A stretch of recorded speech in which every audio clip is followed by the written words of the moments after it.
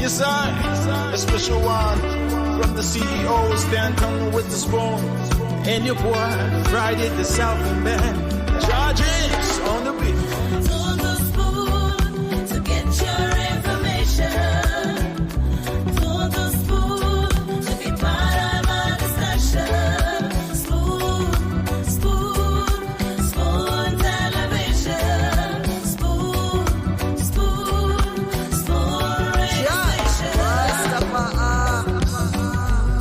Spoon gonna tell you what is happening in Liberia. Spoon gonna tell you what is happening in Monrovia. Monrovia, Spoon gonna tell you what is happening in Africa.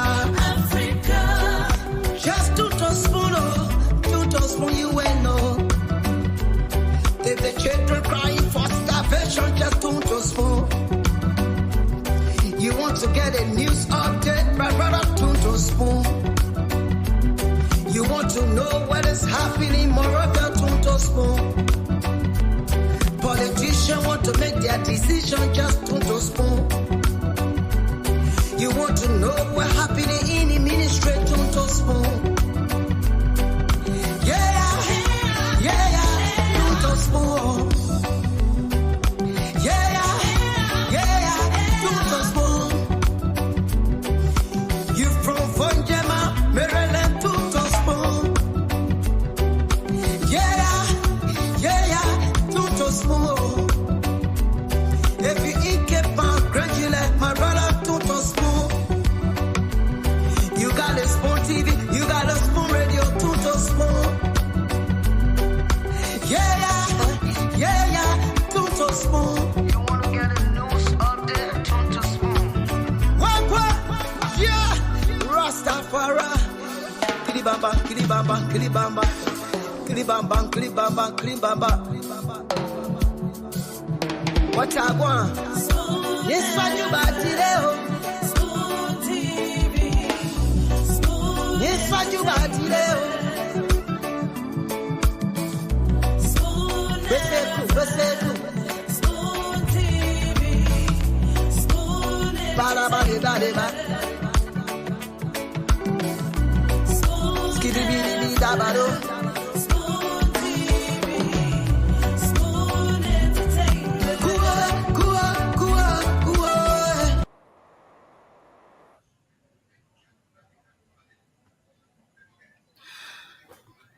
Okay. It is indeed a wonderful day. Of course, a beautiful way to welcome you to another edition of the program, Spoon Talk, your favorite program on radio and online. And yes, welcome to the show again. I see Damo already started the show's laughing. Damo, why are you laughing? Nelson. So just continue. I'm trying to sort myself out. Just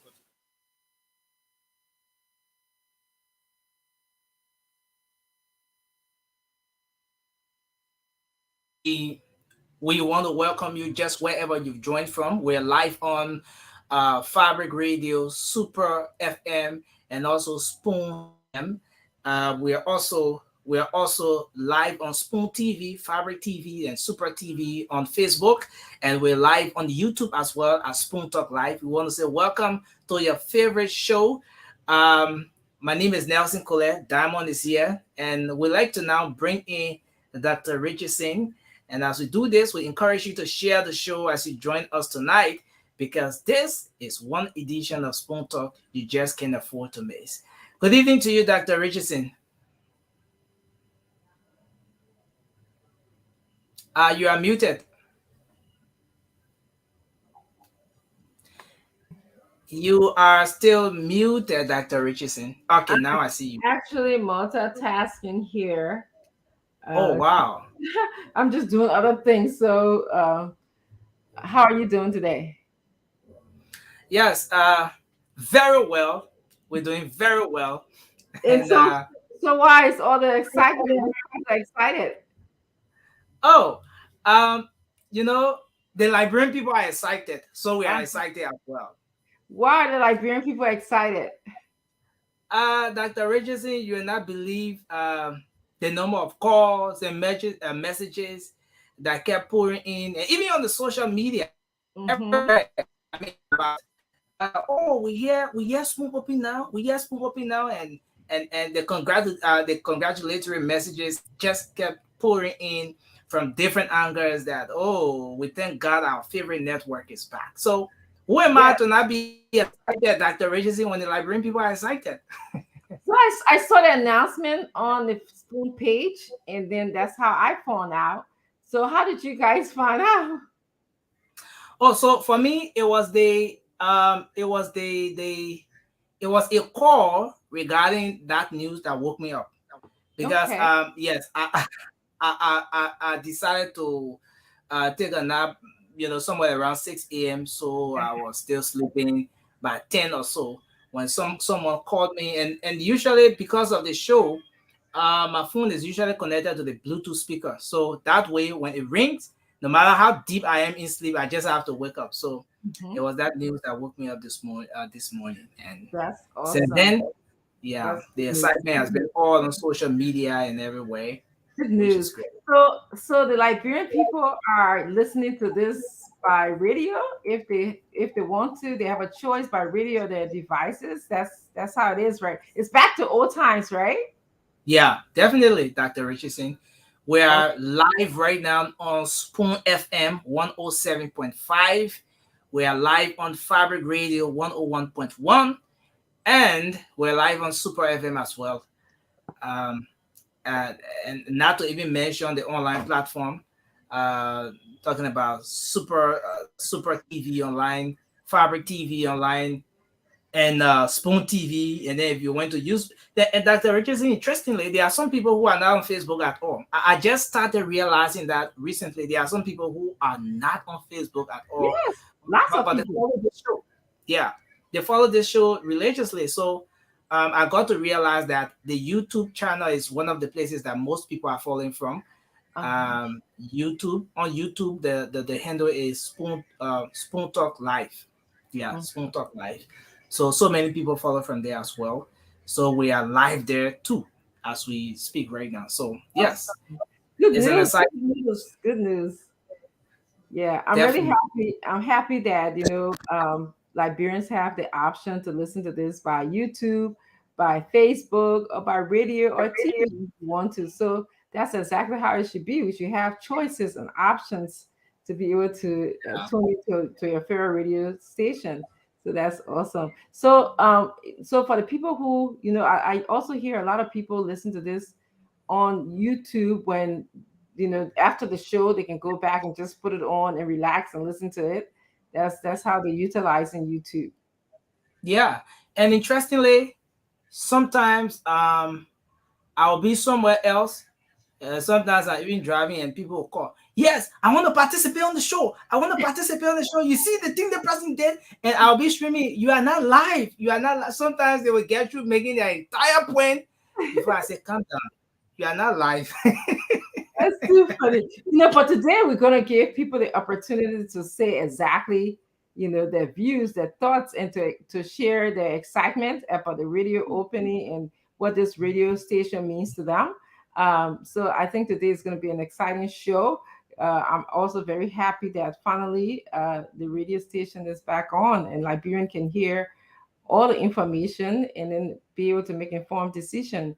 Um, that's one of the reasons why we have the radio, so people can be able to listen and hear the news. So I'm excited too. That's good news. Yeah, very, Yeah. very. So there's lots of things going on in Liberia, right? Oh yeah, so many happiness. But today, yeah, but we still have updates. We have some updates. Yeah, there are so Mhm. many happenings in the country. Um, Vice President, former Vice President, sorry, Joseph Boakai is deep into campaign activities, Mhm. and today he was telling the people of Monserrado County that look, the election is about make or break, and the former Vice President sounded very energetic today, though most times when he's talking, some people say, "Oh, the old man is low. We're not hearing him," and so forth. But today you are saying that, look, this election is about make or break. You either break the country or you make the country great again through this election. And so he was assuring the people of Montserrat County that come October, if the Unity Party is given the opportunity, the chance to steer the affairs of the country, there's going to be a more refined government. There's going to be a country where people can express themselves freely without being afraid. People will walk the streets freely without being afraid of issues of being attacked by some individuals only because there is little or no support to the security apparatus that should be providing security for the country. And he outlined so many reasons why he thinks the people across Liberia come October 10 should elect the Unity Party again for another 6 years and so. So that was that. But again, he also had a press conference today where he sent out a condolence message to the President George Weah, and also stars of the CDC for the loss of some supporters of the party on the Banga Monrovia Highway. He expressed deep regret, or let's say condolences over that situation. And yes, so that's one. Mm-hmm. And today, today, today the District 10 Representative Yeka Koluba Mm-hmm. had a press conference.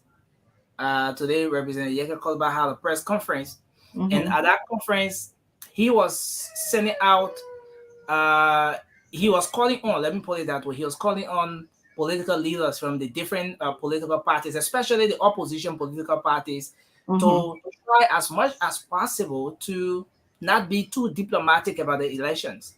And he said the election is not about diplomats. If you're a diplomat, you step aside.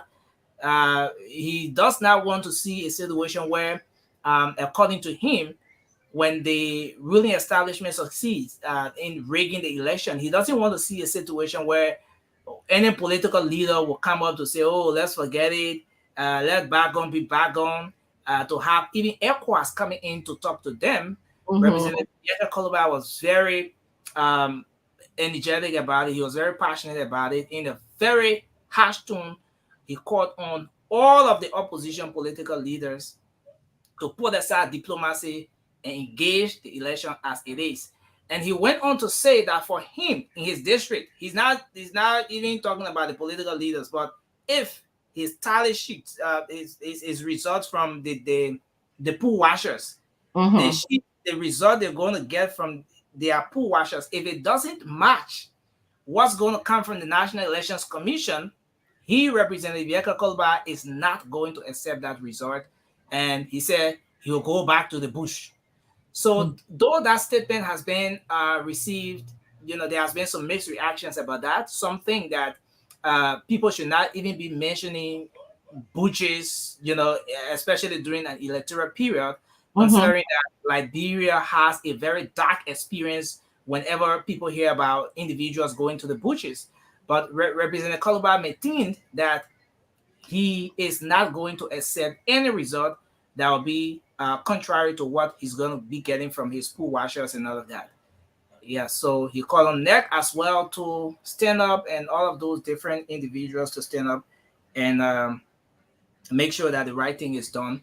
He also called on ECOWAS as well to start to make the interventions now. He said ECOWAS should not wait and see that there's a rigging of election or that things has gone out of hand before calling on maybe the opposition political leaders and asking them to be kind for the sake of peace. So the lawmaker was also calling on ECOWAS to start to intervene now and try as much as possible to avoid anything that would undermine the peace of the country during this period. Great. Yeah. Great. So there's a report of electoral violence in Nimba County, Dr. Richardson. Wow, that's concerning. report we're getting is that one person is reported dead as a result of the situation, but details are still coming in because we were a bit engaged with other stuff, especially with the our network stuff today. So we're gonna bring more details on that. But what we have reports we have right now is that one person is reported dead as a result of that um, violent situation. Yeah. Mhm. That's good. Did you see that Mr. Cummings was in District 14 today? Oh yeah, great. Dr. I Richardson, always I'm have to sorry. remind you. I'm I sorry. always have to remind you. And interestingly, uh, I think it was yesterday or the day before, Mhm. someone in the live in the comment section was saying, "Oh, Nelson is trying to be biased. When it comes to Mr. Cummings, he forgets. When it comes to the other political parties, he doesn't forget." But Two times sincerely, now. 2 times I told you already. sincerely, I saw the engagement Mr. Cummings had today as well. It was well attended, I must say. It Yeah, was well attended, and that we're starting to see the gradual visibility of the CPP now, especially during the campaign. Initially, there were concerns that other political parties are going out, other political parties are doing this. Why aren't we seeing the CPP or Mr. Cummings very engaged with this process? But like Ambassador Brackeye, Mr. Cummings is now going out and he was in District 14 today. I understand there's another place he's gonna be tomorrow.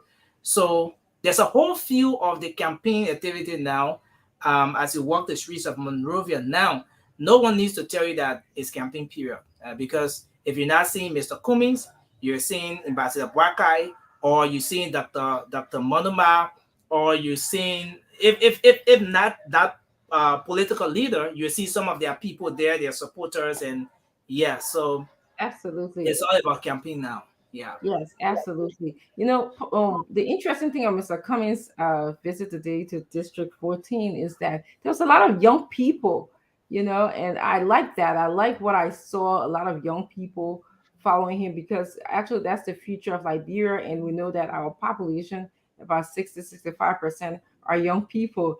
And then, of course, the recent survey said a lot of young people and are undecided, and there are a lot of undecided voters in the country. We know a lot of women also support. A lot of women support Mr. Cummings. So I'm glad to see that there was a huge turnout for him today in District 14. So that's really awesome. Um, Anything else before I bring in Mr. Maxwell, who's in the back? Well, I think that's it for now, Dr. Richardson. As we move on, I will get further details. At any Okay, point in time when it's prudent, I will chip in with that regarding that violent situation today in Nima. Yeah.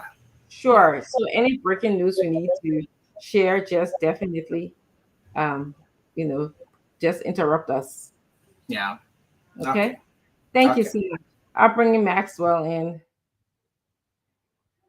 Hi, I see something Dr. floating. Richardson, Hi, Prince. How are you?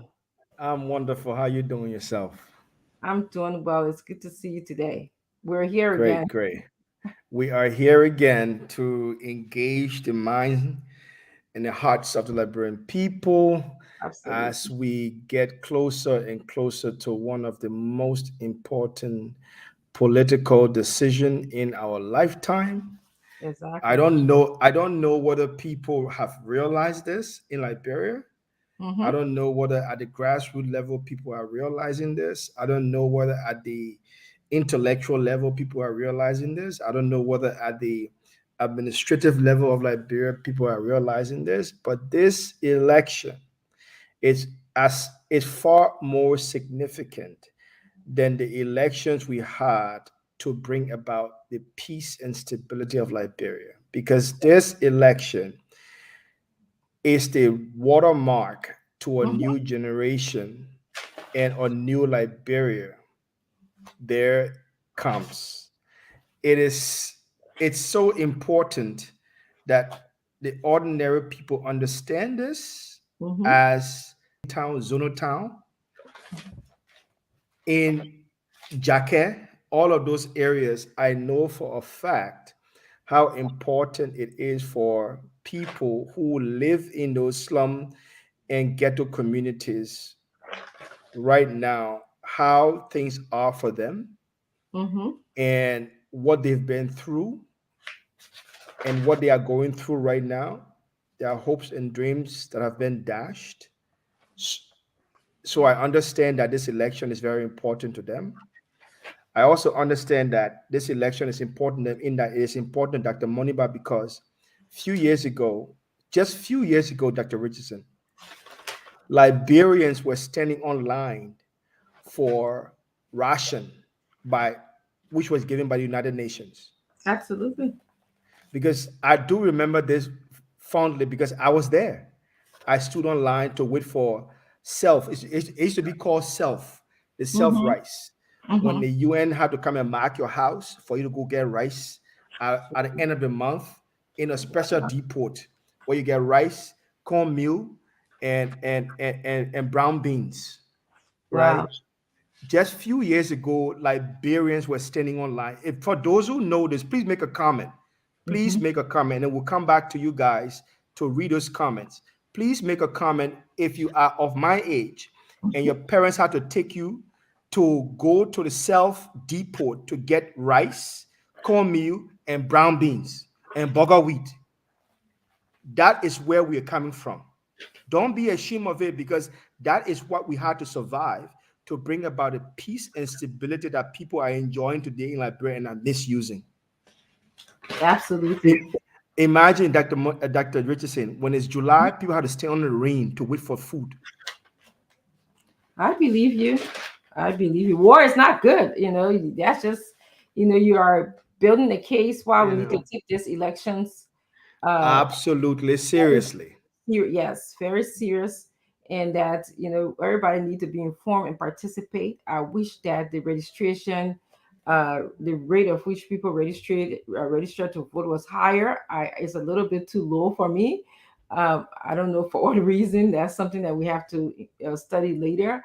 But regardless, the people who register to vote, make sure that you all come out and think critically about how you're voting and who you're voting for, and because who you vote for is going to determine the direction of our country for a very, very, very, very long time.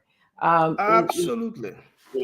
Because these people that you're voting for, they're going to be responsible to make policies, make laws that will affect the next generation and affect the current generation too. Because I mean, if they don't bring businesses into the country, if they don't improve on your security, if they don't improve on the education, this we I consider myself suffering because I have family members in Liberia that I have to continuously send money to support their education or even their living because they don't have jobs.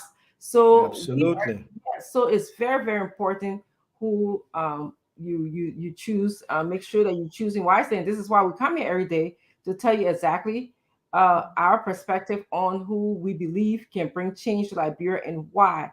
And so you should be having some challenging argument, like why. It's not about, again, how my stand on this. It's not about likability or popularity or because I know you're my family person, or this is this person time. None of that matters to me because what matters to me is like who can change the country, who can put the country in the right direction. I Once agree with we all get the opportunity to be able to work, to feel secure, to have good health, to be treated like as a woman, to be treated fairly in the society, to have good governance.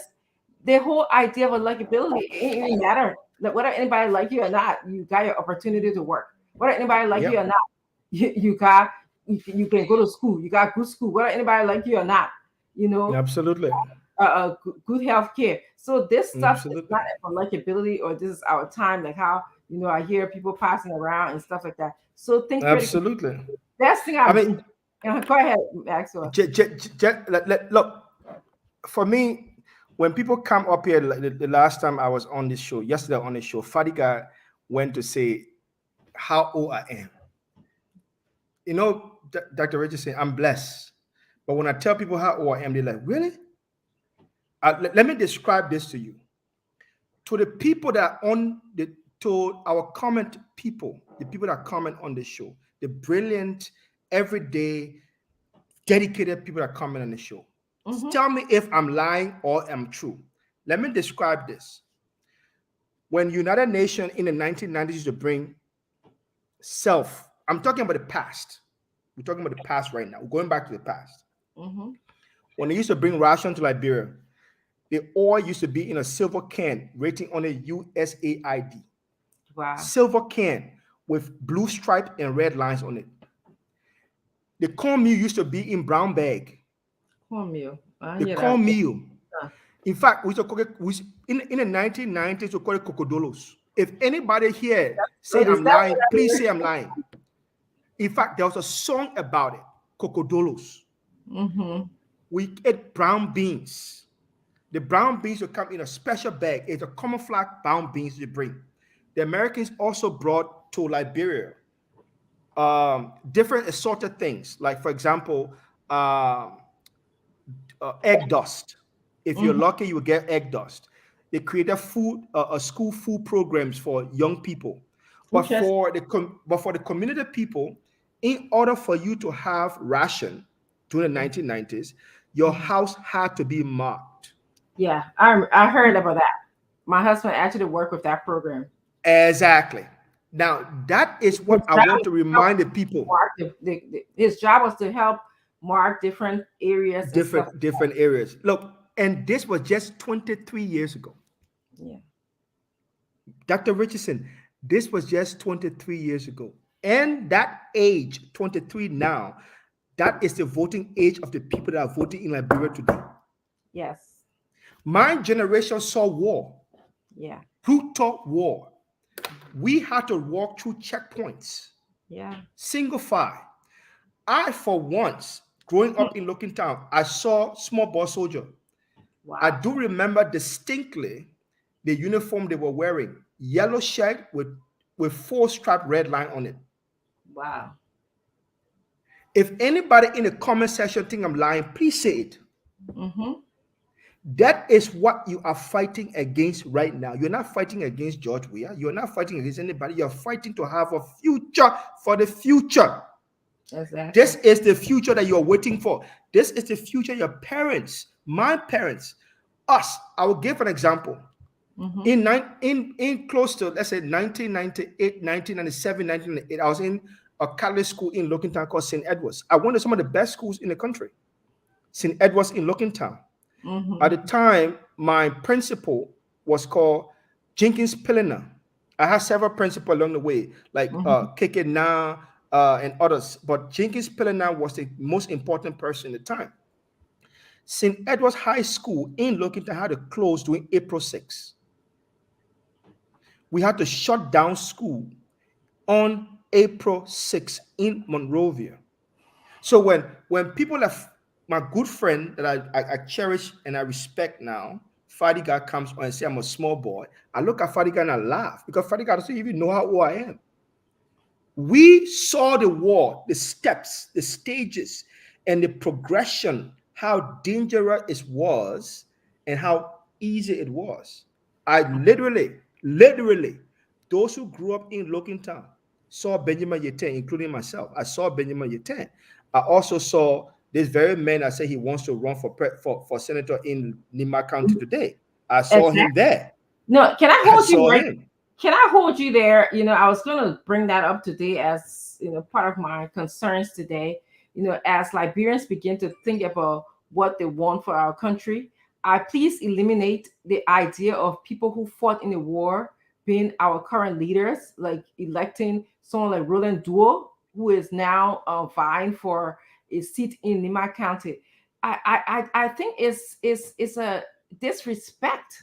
It's not only a disrespect. It's like taking a knife and stabbing it in the store of the victim. It's injury. It's some kind of damage that is done to the Liberian people when we have the same people who kill our family members, the same people who stole our wealth, because we we we that's property in Liberia as well. we, we we know that Roland Doe is not connected to the Lutheran Church massacre, but it is a pivotal moment in Liberian history for us to have a somber reflection.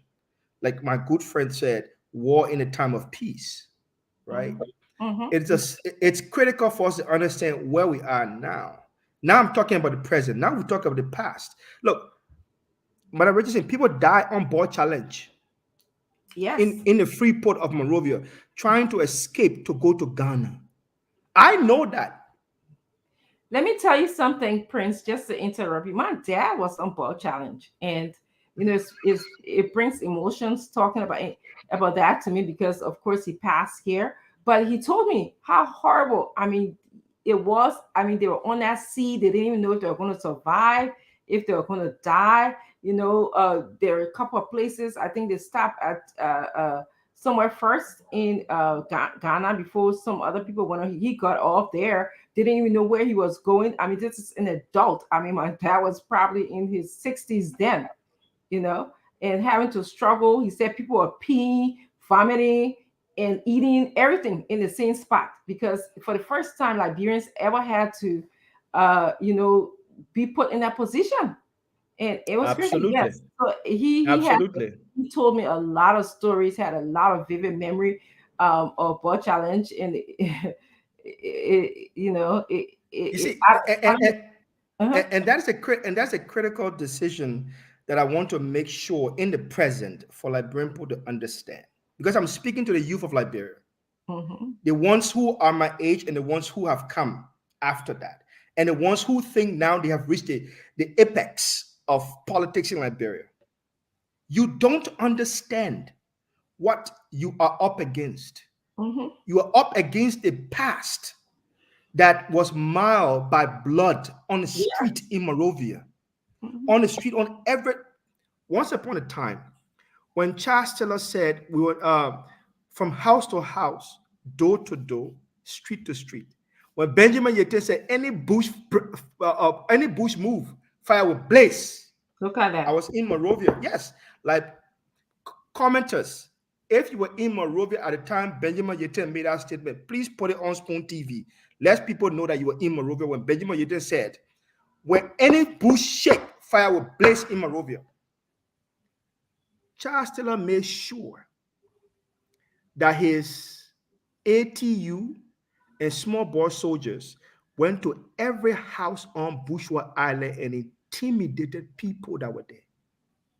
This is a fact because where I was at the time in Monrovia on Bushwa Island, I was in a place called Blibo Yard. It's a famous place called Blibo Yard in Hmm. Logan Town. Mhm. A famous football player called Sebastian. George, we all know Sebastian. Mhm. Sebastian will explain this story. People suffered. People died. People Yes. bathed. There's a famous place called Adam and Eve. Liberian people know what Adam and Eve is. They know Wow. what that water means. Mhm.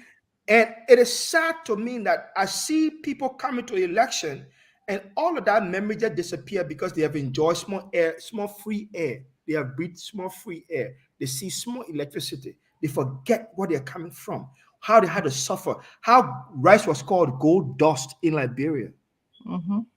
how Absolutely. women had to, how young girls and young women had to hide themselves from rape because those boys that were out there drugged up on gunpowder were Mhm. looking for women just to rape. It Yes. is sad to see that they are all comfortable just going to election saying we will vote for anybody we want after thinking about what they've been through. Yeah. You know, part of what I do full time, I get to hear the stories. I have tons and tons of, stories that I have handwritten about women and men who were during the war. I mean, one woman, and I'll never forget. I think I said this on the show before. She described to me how I think she was running somewhere, and they killed a pregnant woman, but they could still see the baby moving in the woman's stomach. I mean, and that is just so vivid for me, and that's one of the reasons why I talk for Liberia. And I hear all kinds of stories. I hear I mean, I don't see only Liberians, I see other Africans. And today I was in my clinical day, and a lady was telling me about her experience during the Ivorian War, the whole time when, and how some of her family members died. But I hear all these really horrible stories about Liberia. I heard from my dad, how he will be walking and child soldiers will stop him and ask him to drop his pants because they were looking for money. And imagine how a responsible man like my father, 50, 60-year-old man, and he said you seen a child that you could probably raise because that child had a gun in his hand and probably was on drugs, would tell him, I would tape you. That's the word that they used to use on him. And this was when they were running to the Ivory Coast, because that's where they finally found refuge, to the Ivory Coast. But that whole bad pass, going towards the Banga area was terrible. He told me, he said it was terrible. And in fact, when I was in Liberia recently, as the person who was driving us was taking us to Nima, they were naming all of the terrible spots, as we're going. They would say, you see this place over here? So many people die here. There's a famous place on the road. I can't remember the name of that town, but he was telling us that so many people just die. And so you're right, Prince, when you come on and ask people, know what you're voting for. We actually have a propensity to go back to war. I'm not putting anybody on alarm if we don't vote right. Somebody and I was talking to somebody and they were telling me, these are the scenarios. If you vote for this person, just imagine something happens. We'll have some other people in charge of our country, and people may not like, people may not like that person because of what they did to them during the war. And so Yeah. that kind of anger again could brew us going back to places that we don't want. Yes, exactly. Somebody said the Batala base. Exactly. In But, fact, but I read the Charles Taylor book, and that base is actually Chucky Taylor. Some guy wrote a book, and exactly, and exactly. that But base is but but I'm- but Rachel say I don't have to the commenters on here, to our regular commenters that I respect so highly. I don't have to prove that I'm not a Peking. I like the fact that people can still call me Peking, but I can tell you where I grew up and where I went through and what I saw vividly. There is a famous picture on YouTube or on how you call it, on in the internet, where there is this place in Town that used to call Toyota Garage was being looted. Hmm. The journalist that took that photo, I was right behind that journalist that took that photo. Wow. Yes. So when I tell people that we had to swim across the Do River to get to um, West Point in order to be able to get to where the embassy, U.S. embassy was, because we all thought it was the safest place to be. Yes. And when Lloyd Rebel started sending rockets there and indiscriminate rockets started bombing there, bodies were being killed on a weekly basis.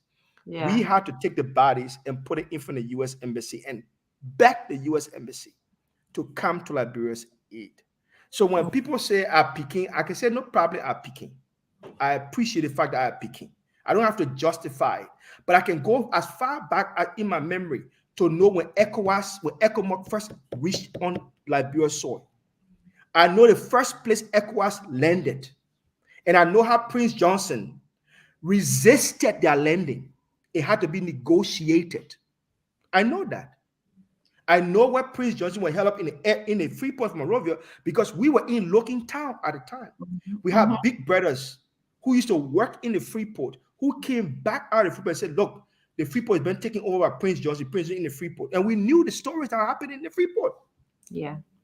Yeah. At that time, I was a smaller boy. Please go ahead. Please. Yeah, and I wish Father God could come on today, because there are a couple of things he said yesterday about the ANC, and I don't like to talk about people behind their back. I'm sure he's listening. I want to really be able to tell him. Yesterday I didn't, I wasn't in the mood for going into too many things with anybody. So yeah, if he comes on today, he's definitely going to hear my views about the stuff he spewed out here about the ANC. and about Mr. Cummings is just unnecessary. If you're going to support your candidate, do that. I don't stop anybody from supporting a candidate because I believe in democracy. This is free exchange of information, and people have to make their choice, just like I did, and everybody's on this show made their choice. But I don't go around calling people names or characterizing people negatively because I feel that my candidate is better. That's to me, that's just immature. That's not a sophisticated way of behaving. So yeah, but you're right. And to the viewers, we are not trying to bring the war back to anybody. All we're trying to do is just tell you that you need to vote right. And we're just reminiscing because we just celebrated years of peace in Liberia.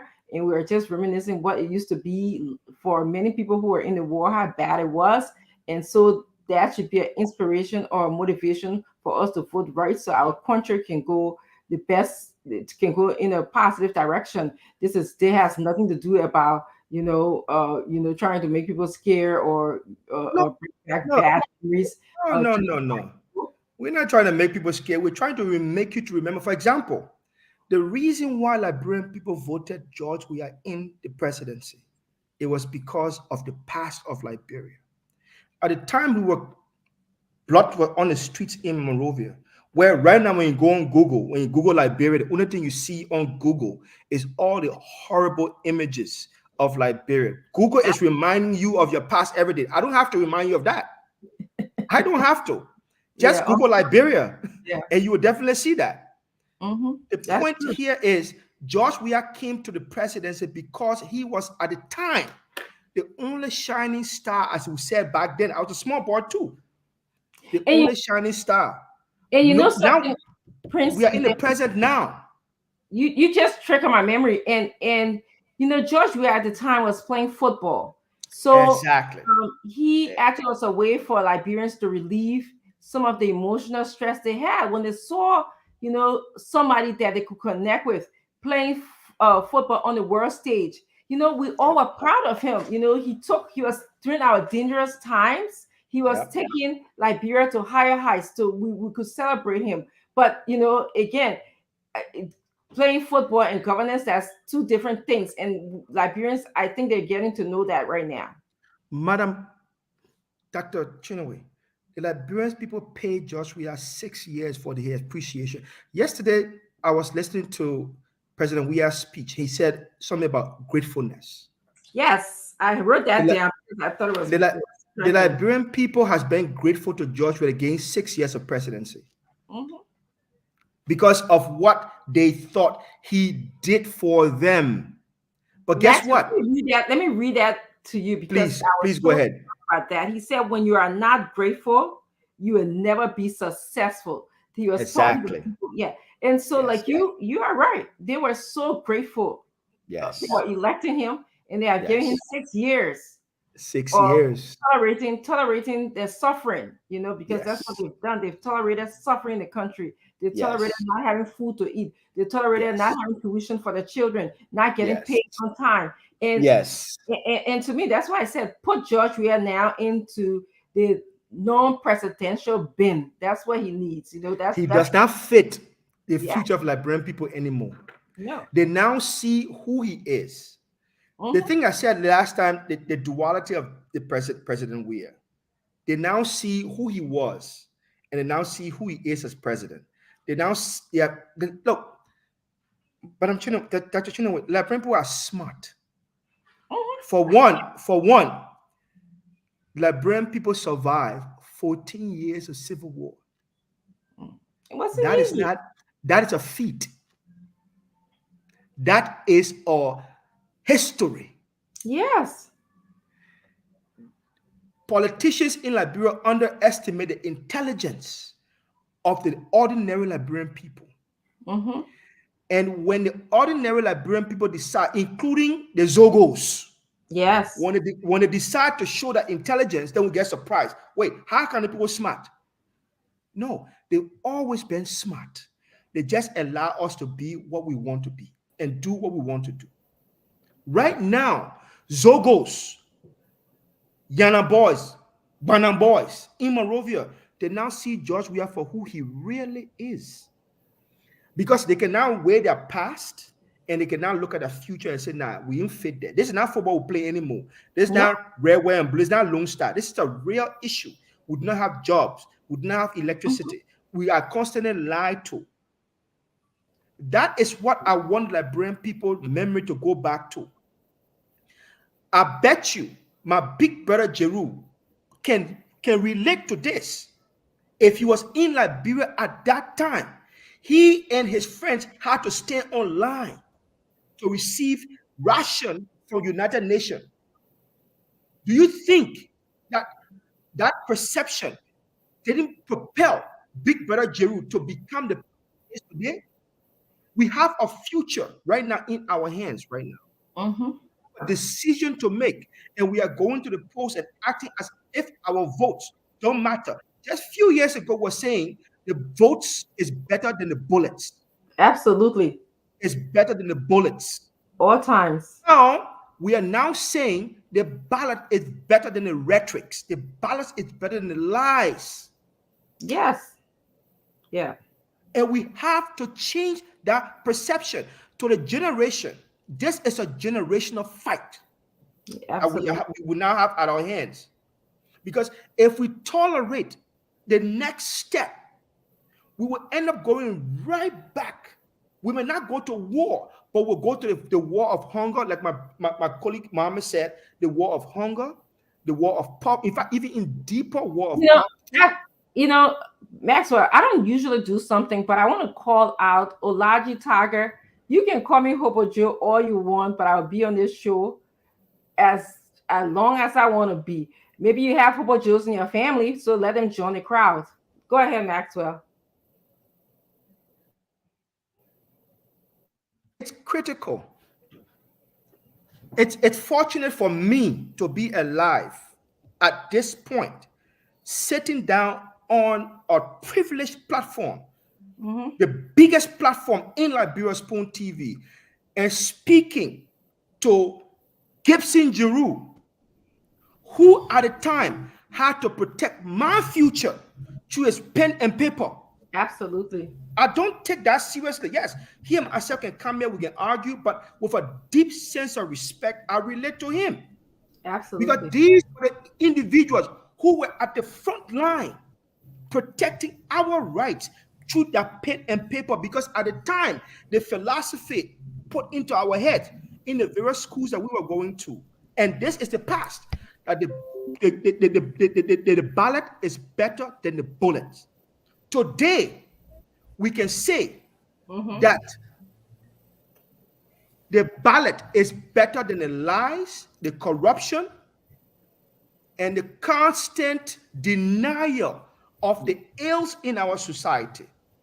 When Liberians were suffering and blood were on the street in Monrovia, Liberia, everywhere around Liberia, George Weah was not there. George Weah was playing his football. He had representative position, but the ordinary Liberians that were listening to the bullets passing through the zinc houses in Nuku Town, Lokin Town, Yeah. Zay Town, Zona Town, all those areas, all with the Clara Town, George Weah was not there. Yeah. And Georgia cannot tell me that he was there. He came the first time George Weah arrived in Liberia with his George Weah plate. I saw him. We were the young boys who were chasing. George had to go on Bongman Fields. We used to go on Bongman Fields in Lokin Town. And we used to go on the 4 field to watch him playing. Yeah. So let's just gather our thoughts. We are just beginning having some conversation about, our experience in the war. So let's just ask Mr. Jeru, and then let's just begin like we usually start by asking what's on your mind, what are you thinking about, and then we can proceed to other issues. So let's go ahead and Mr. Jeru, what's on your mind? I want to begin from where Prince stopped. Talk a little bit of today's challenges, the prospects, the expectations. During the war, it was crazy. A lot of people went missing. A lot of things happened, and then the war taught us something. The war taught us how peace is built Yep. in war. Yep. We didn't know from the beginning that peace, we didn't appreciate peace before. But after the war, we now know that peace is better than war. And I like the way he put it. The votes are better than bullets. Yes. Because once you vote people in, you feel you have given them authority to, to govern your life. And that's where I'm coming in today. I see other people here say I was a rebel. These commentators, they are not even fair to themselves. For you to call someone like me a rebel, and insulting people, those are the things they said the sedition used to insult. But now Unity Party, partisan, and JMB supporters are the worst in our political dispensation. And when we talk about, I'm worried. I'm worried what's going to happen to Liberia if JMB and George Weah, either of them become president. I will be honest with you people. I believe that George Weah's time is up. I think he no longer deserves the vote of the Liberian people. But I'm also worried that the way the trajectory is looking, the way we are going, the way the people talk about JMB, as if they're not even applying little wisdom. They say, let me say the thing. Is it really going to be possible that they're only going to run the government? Is it going to be possible that he's going to have voice over his cabinet ministers? Is it going to be possible that he's going to direct the affairs of state? Is it going to be possible that he will be able to read something and be able to sign something without somebody interfering, without somebody telling him to do? They're not even trying to think. Yeah. So that's the reason I'm worried that we will leave one corrupt government, we go to another corrupt government. I'm worried too. I'm worried. I'm worried that we will go from one corrupt, and we are telling people now, and they're not listening. The same thing we did at the time. Now, if George Weah that they wanted to vote in, that George Weah was not capable of running the government. I remember I wrote 3 editorials. 20 seconds. Yeah, I wrote 3 editorials analyzing George. In fact, when I came, I even transferred to my Facebook page. If you search my Facebook page, you will see my article, 1 minute, Mr. President, telling the president what his errors are, what he cannot do and what he can do. Those editorials were in warning Liberians at the time I was in Monrovia. Now, electing George Weah will place Liberia backward at least 10 years because he will be unable to govern the state. Okay, But one down now. yeah, they are not interested. They are not interested in going for the editorial because they want to say to me whatever they want to say to me. Like Fadika will say, I'm a sedition. They will not want to go and find out editorial. They will not want to go and find out editorial. They will not want to go on my page and see 1 minute, Mr. President, all the critical voice, all the critical article I wrote. They will not want to go there because they want me to be sedition. So, Okay. Mr. Chief, I'd like to welcome you. I'm so happy here today because I have a few exchanges to engage in today. Let me just welcome James as well. James, your thoughts, any opening comments? How are you doing there in Europe?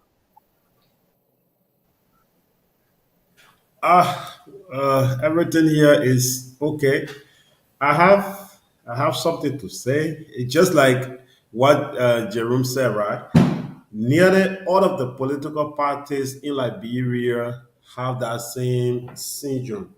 That is, they pretend to be the best, but as soon as they are intolerant. Let me just say that nearly all of the political parties, the top 3 political parties, they are intolerant. If you want to know that they are just a little bit hit any of their political leader with facts. I'm not talking about provoking them or like asking question why JNB really want to be president of Liberia.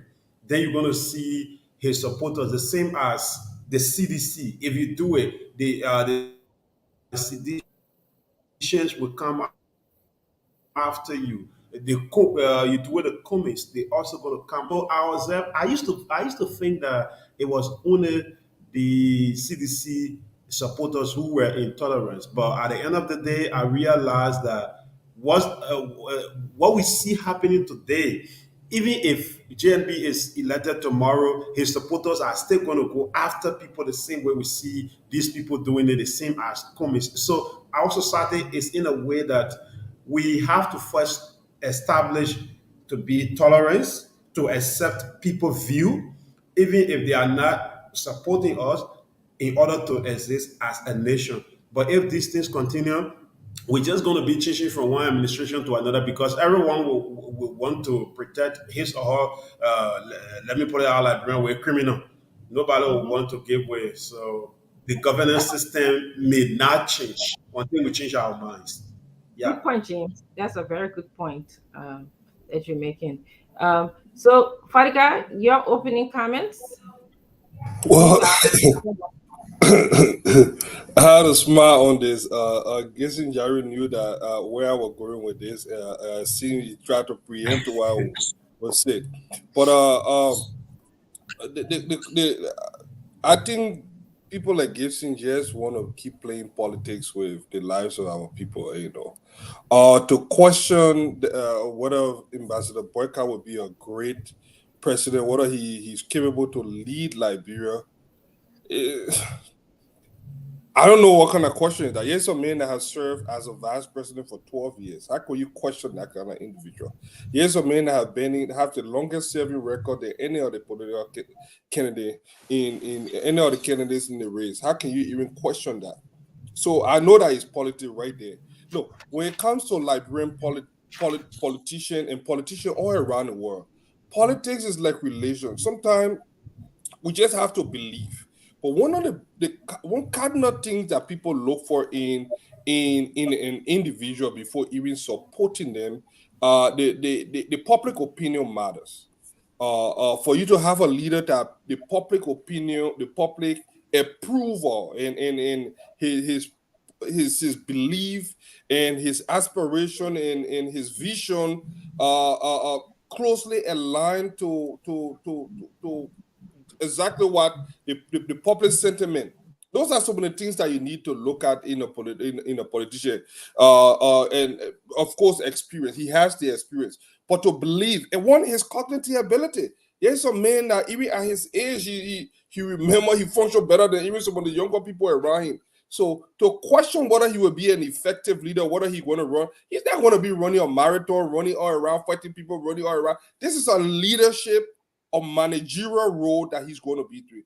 All he needs to have is that will and that desire to rescue Liberia, which on numerous occasions when we have spoken, he has said that my Fadiga, I only want to rescue this country. I have no reason to doubt it. Look, politicians come and go, they will lie, they will say all kinds of things, but oh yeah. So one good thing I'll borrow from Mr. Cummings is past behavior are good indicators of future performance. When I see a man with integrity, the Ambassador Boyka, and I see a man that is now president whom Gistin Jaru supported overwhelmingly. In fact, the entire tribal region have supported overwhelmingly and continue to give a carte blanche. Then I wonder his sense of reasoning. Is he the best person to be talking to us about leadership quality when he supported one of the greatest looter of our time, the worst peacetime looting of our country we have seen? Even the wars that ECOWAS said couldn't do that, the kind of looting other guys doing in the country. So I don't take those kind of people seriously. It's just politics as usual. So Fariga, yesterday you were saying some words about ANC and CPP and also Mr. Cummings. I don't want to speak for all ANC, but I think your perception of ANC being a leaders party or maybe they don't have good leadership is wrong. I don't know where you get that from, but I made a couple of notes of what you were saying just to tell you how you're thinking about your candidate. And I'm not even going. You said the longest serving candidate in politics. You can serve long in the institution. I don't know if you know this or not. That doesn't mean that you have the quality to become a leader of that institution. Okay. Number two, you said public opinion matters, public approval matters. Yes, it does, but not in Liberia at this time.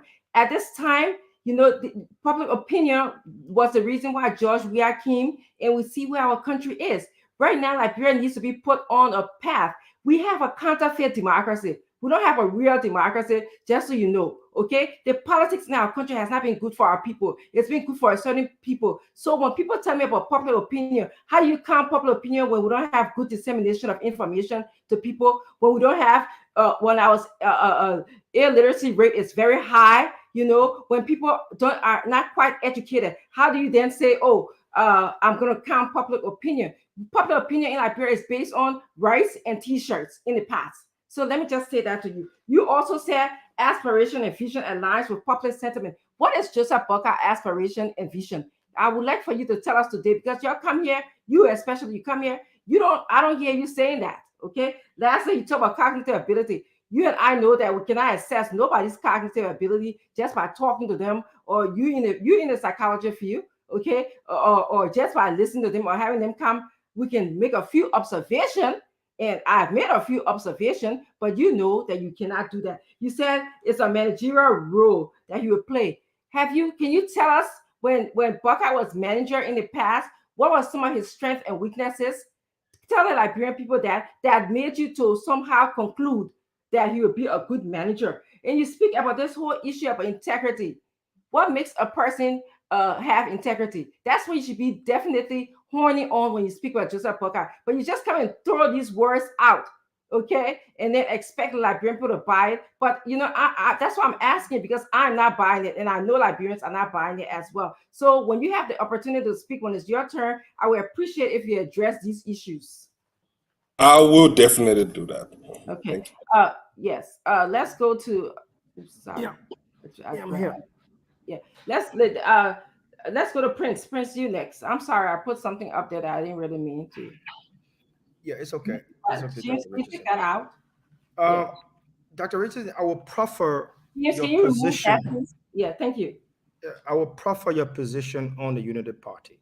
Like I said recently to Moali, Eugene Fagon, and I'm saying it to Fadiga again. There's no pleasure in me in attacking Unity Party, but Unity Party is a party, I believe, of some level of intellectuals. So we expect some level of coordinated operability within the Unity Party. So we expect at least some clear understanding of some issues that are there.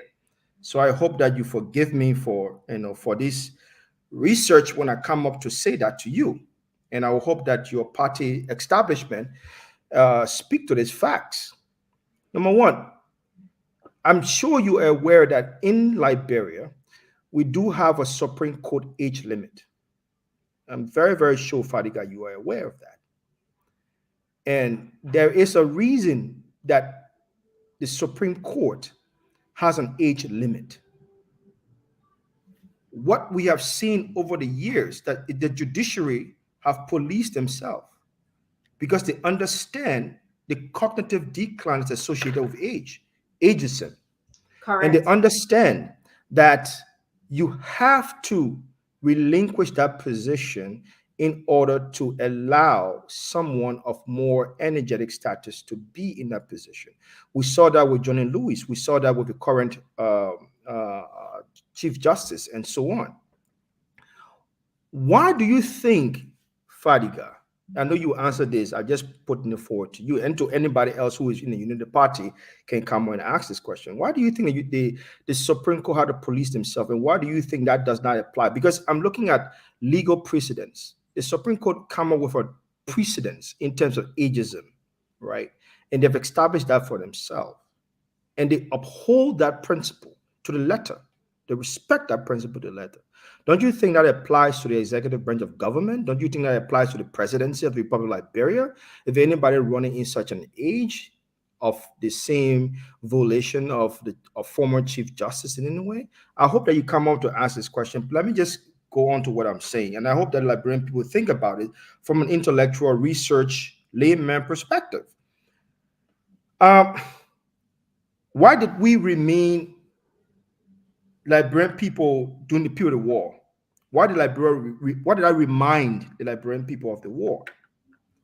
I didn't remind the war to jot out the issue of the horrible things that people went through, but I brought that out so that people can understand why, all the root causes of why we went there. And people like Jeru, you've been here, you way older than me. You've been in the vanguard of these things.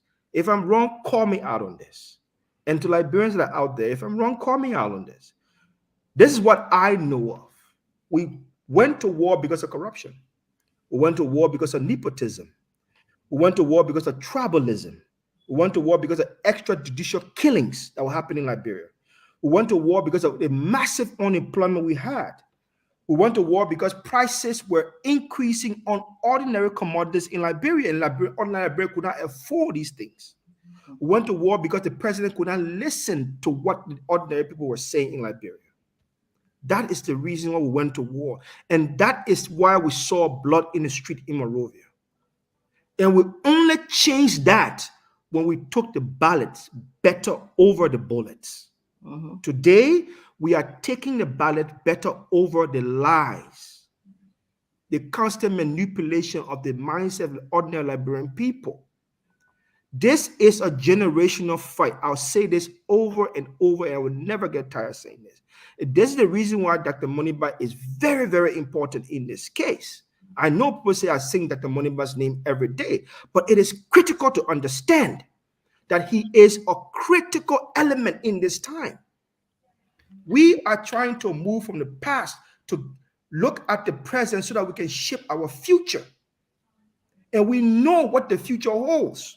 If we do not calibrate, if we do not organize, if we do not get the path of the future straight, we'll continuously live in zinc houses, in communities like Racktown, Zono Town, Nuku Town, Lokin Town. These people that live in the community want to change these communities because I live there. I know the destitute life these people live. So it is critically important. Now, Fadiga said, and to be honest with you, it's a really tough story. Fadiga, you said the United Party establishment function far more than any other young people in the country. Even young people say scared of the functionality of the United Party establishment. Let me say this to you, Fadiga. I hope that you don't lie to Liberian people when you come up here with dry face, because even Joe Biden, who has all of the sophisticated medical equipment and medical hospital and medical treatment and world-class doctors, 20 seconds. People still question his cognitive abilities. People still question all of that. So you can't come here and talk about a third world country and say the leadership of the United Party is better off than the young people thinking. That's not possible. I understand you can promote your candidate. I respect that. But please don't use that erroneous elaboration because it does not work. Okay, thank you. Let's go to Mr. Jerry, and then we're going to go to Fadika. And at 5:30, Dharma, we're going to go to the phone and so Liberian people can express their joy about having this station open for them to hear the politics. Yes. All of these people call Fadika, call Fagon, call Mampe. I don't take their words serious. These people, they're not serious people. This man standing here telling us that a man who cannot even think straight of his cognitive ability is more than me. Look, this man said, and the video is in the chat room, they refused to play it. This man said JMB was the worst thing that ever happened to Liberia. He spoke all kinds of stuff about JMB. He described JMB in the most dramatically vile way and told Liberian people that they should never go around him because he was not the kind of person that our leadership need in Liberia. But you come back and say the man's cognitive ability is better than young people. Which mob was speaking then? Which mob is speaking now? You want to talk about a sedition? Y'all can think, but you think that when you say the sedition thing, you can team me. No, you're not team me. You can't do nothing to me. I have fought Costa people. I fought Delon people. Now I'm fighting JB people. So I'm aware that you will say all kinds of nasty things about me. Some people call me rebel. Some people call me. I don't care. But Fadiba, you are not the best messenger, though. You are not. You are the worst messenger for Jojo Boyka. You don't even know. You can't even articulate because of the things you said in the past, because of the way you consider JMB in the past. Your own conscience, you cannot articulate what makes JMB better than Councillor Gonglo. Why should we elect JMB more than Councillor Gonglo? You can't even articulate that. Probably you should tell why Councillor Gonglo is better. Councillor Gonglo is better because of better manager. But they ain't finished now, Fadiga. I'm coming to Better you. manager. Councillor Gonglo is a better manager. He's a man who believes in the rule of law, a man who has fought for people. He has opposed draconian governments. He has opposed dictators. He has gone to jail. He has been tortured for the people's business. Has JMB done any of those? JMB has never opposed anything in his life. He has never opposed anything in his life. He always flow with all the government. He always works with all the government, eating with them. He never opposed anything. He never challenged anything. Everything that happened by Liberia, JMB is not on record to say, oh, this one was wrong. Y'all shouldn't do this. No, he never did. Even now, he's not even speaking out still. Why he want to be president? He's not even speaking to the Liberian people. What is wrong with this government? Why he want to change this government? He himself had never uttered that. He never end no press release, no press statement, nothing. He had never told us why he want to replace this government. And Fadiga, you cannot articulate what he has done because you genuinely believe that he's not the best person. Like just following the wind. 30 seconds. The crowd. Okay, 30 seconds. We're just following the crowd. You can't even tell me why JMB should be president because he's been government for 42 years. Is that a recommendation for somebody to be president? Oh, if the man is he's 78 years old. Is that a recommendation for somebody to be president? Why are you doing that? Why are you doing that to us? He was vice president for 12 years, but he denied everything that was corruption, but he agreed with everything and took credit for things that were good.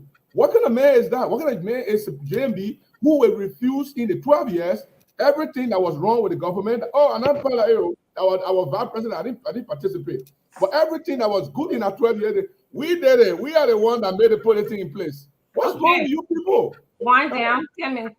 Yes. So, Fadiga, your turn. Well, I know you guys threw a lot at me, but let me start with Gisson Jari because he's the weakest link. So I will start with him first. Look, this man supporting an individual as Solicitor General. He didn't win one case. Councillor Gonglo is a fine Liberian. Everybody can respect him. But Listen, you gotta let Fadiga speak. When you are speaking, even interrupted you, but yeah, that what can happen. This man served the Salif administration, one of the administration that you claim to be attacking Boyka for, and he didn't win one case as Solicitor General. I don't want to beat him because the whole thing want to be centered around. I like to keep the conversation around Ambassador Boyka because he's the biggest elephant, the giant in his race. So most people want to beat him because most time when you got beat at him, it's an attempt to elevate your candidate to his level. So I won't indulge into that. I won't even give you that credit. But let me get to the real issue here. You say a whole lot of things about age. Look, and I will just take the two of you, Prince and you, in the city, since both of you mentioned age. Honestly, we live in the greatest democracy in the world. We have Joe Biden, who is older than Ambassador Boyka a couple of years.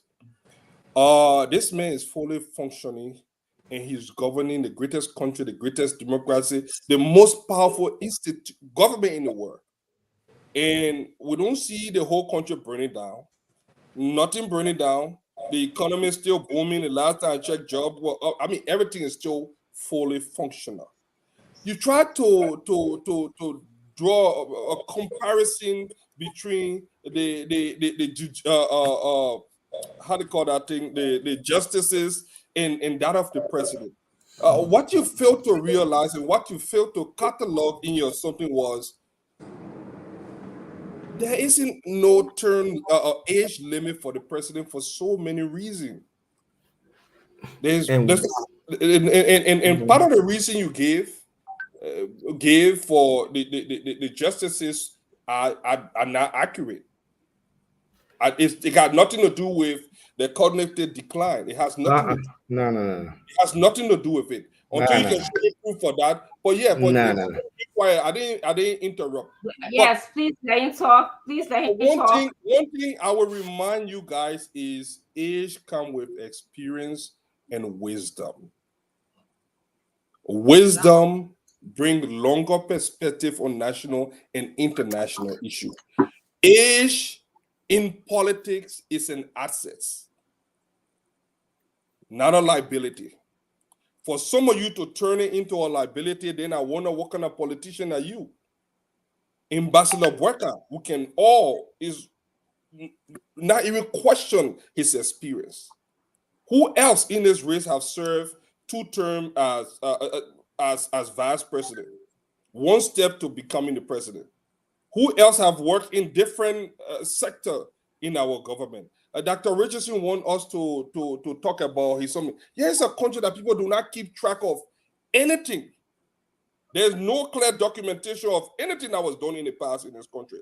And people want us to go searching in the dark to find what Ambassador Boyka did, what he didn't do. Show me one politician that can show you some track record. But his records are there. His records are there. You say, why are we supporting Ambassador Boyka? What is the mission? He came out with 2017, Gessin Jari, I supported Ambassador Boyka. He came out with road. The next thing we saw, homeboy Joe, we are jumping into it and messing it up. He came out with arrest. 4 different things. If you are not experienced, how can you come up with something very people-centered? And then you wonder why the people are gravitating towards him. You say agriculture, roads, rule of law, education, sanitation, and tourism. Who in Liberia cannot relate to any of these things? Why everybody running around, jumping around? Simple. Who else know that we do not need agriculture? Who else do not know that roads is our problem? Who else know that we do not have rule of law under George Weah? Our education system is terrible. Moravia, one of the foreign dignitaries called Moravia stink. Tourism, the oldest Africa first independent nation. People should be paying pilgrimage to Liberia just because of our historic birth. Here's a man that these basic things that he want to capture. And then someone will say, oh, he cannot be president. Gessin Jari, I will remind you that the president is not a weightlifting thing. He's not going to be jogging 20,000 miles. We need what is stored, his reservoir of knowledge. That is what we're going to be tapping into. What have this younger generation done? We have a very young, in fact, one of the youngest government in our nation's history. They have become a bunch of looters. One of the greatest looting, peacetime looting we have seen in our nation's history. Even Samuel Doe didn't loot the country like this. These guys have no self-control. They are greedy. And you're talking to me, oh, we should throw all the old people away, lock them up, put them in case because they're old. We want to when? Even our African tradition, we go to our older folk for wisdom. Wisdom. We are not supporting Ambassador Boyka because we think he's the most beautiful in the room or something. We want to tap into his reservoir of knowledge. Any sound nation will do that. Even in America, we have career politicians. We have career civil servants. Even in Liberia, we have career civil servants. There is a reason for that because they come with experience. So just to sum it up, I know Dr. Richardson, you don't want me to go into the second part, but you guys, I so many questions. I want to answer the question now. You guys want to go into you go there. I'm not just saying Dr. Richardson, know when you go into the second part. Yeah, but I'll just be brief and say this. So for you guys to be coming here and questioning Ambassador Boyka, there's no way we can question. You cannot put he's not. You cannot put him on the same pedestal as any other candidate in the race. Look at Mr. Cummings, for example. And then I know Gessin Jari want to say, oh, I said this, I said that, but I'm not even going to entertain or even take that bit. But I will say this. Mr. Cummings has some corporate experience.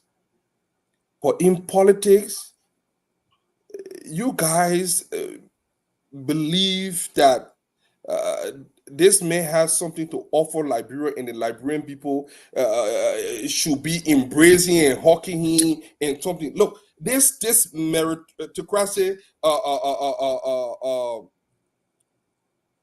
matter of thinking, sometimes it can easily breed elitism. And that's the reason why I keep cautioning a lot of my folks on the ANC to be very, very careful. There's a good reason why Liberian people believe that you guys are the party of elites. Because you guys believe that you have something to offer us and we should just accept it. Politics, even in America, people voted for Donald Trump. Even with some of the most outrageous things he said, people supported him. Politics is interest. You must be able to relate to the person. You must be able they must be able to understand you. And we have not seen that with the other candidates. Yes, can we come back to you? Dr. Richardson, can you hear me? All right, let me just end with this. So yeah, I can hear you. Let me just end with this. 2 seconds. When we talk about Ambassador Boyka, honestly, I will just end with this. He has no match in this race. That's all I can say. We're supporting him because we want to tap into his reservoir of knowledge. We are not supporting him because we believe that he's the stronger person in the race. We know that he's old, but we also know that he comes with experience, and we want to tap into that thing. And Liberia could benefit from it. Okay, thank you. Did you want to tell me something, Diamond? Can you hear me now? I can hear you now. Okay, we're doing a mic test in the studio. We just reopened, so we're testing everything. Yeah. I want to make sure everything is okay. That's why I just asked whether or not you can hear me loud and clear, because this is where we'll be taking the calls from. To make sure everything is okay. I'm so hearing you. Right? Yes, right. good. All Thank right. you. can- I'd like to welcome Mame to the show. Mame, welcome. And also I'd like to welcome Wali. Mame, you just joined us having a discussion that Fadiga, actually I was responding to Fadiga's assertions that he made yesterday on the show, telling me that Mr. Buckeye is the longest serving person in politics. That's why he's voting for him. He also said popular opinion matters, and he said that he's voting for Mr. Buckeye because of his aspiration and vision aligns with public sentiment, and he's voting because he has good cognitive ability. He's voting for Mr. Buckeye, and Mr. Buckeye is the best in the race because of his managerial role, and he says that he has integrity. So I was just asking him to expand on those things that he said about Mr. Buckeye, because yesterday he continues to make this argument that the CPP or ANC are an elitist party, which I don't agree with him. But feel free to join the conversation, or you can talk about anything you want to speak about today. I want to pick up from what Fadiga was saying, and probably there will just be a form of a lecture series on what the role of a Solicitor General is. Solicitor General doesn't go around picking up people and putting them in jail or sending them to court. The law is clear, and that's part of the things that Councillor Gonglo intends to change when he becomes president. The law is clear on how corrupt officials leave from audit to indictment to the legislature to the president, before to the justice minister, and down to the Solicitor General. There's a value chain of how people are persecuted under our law.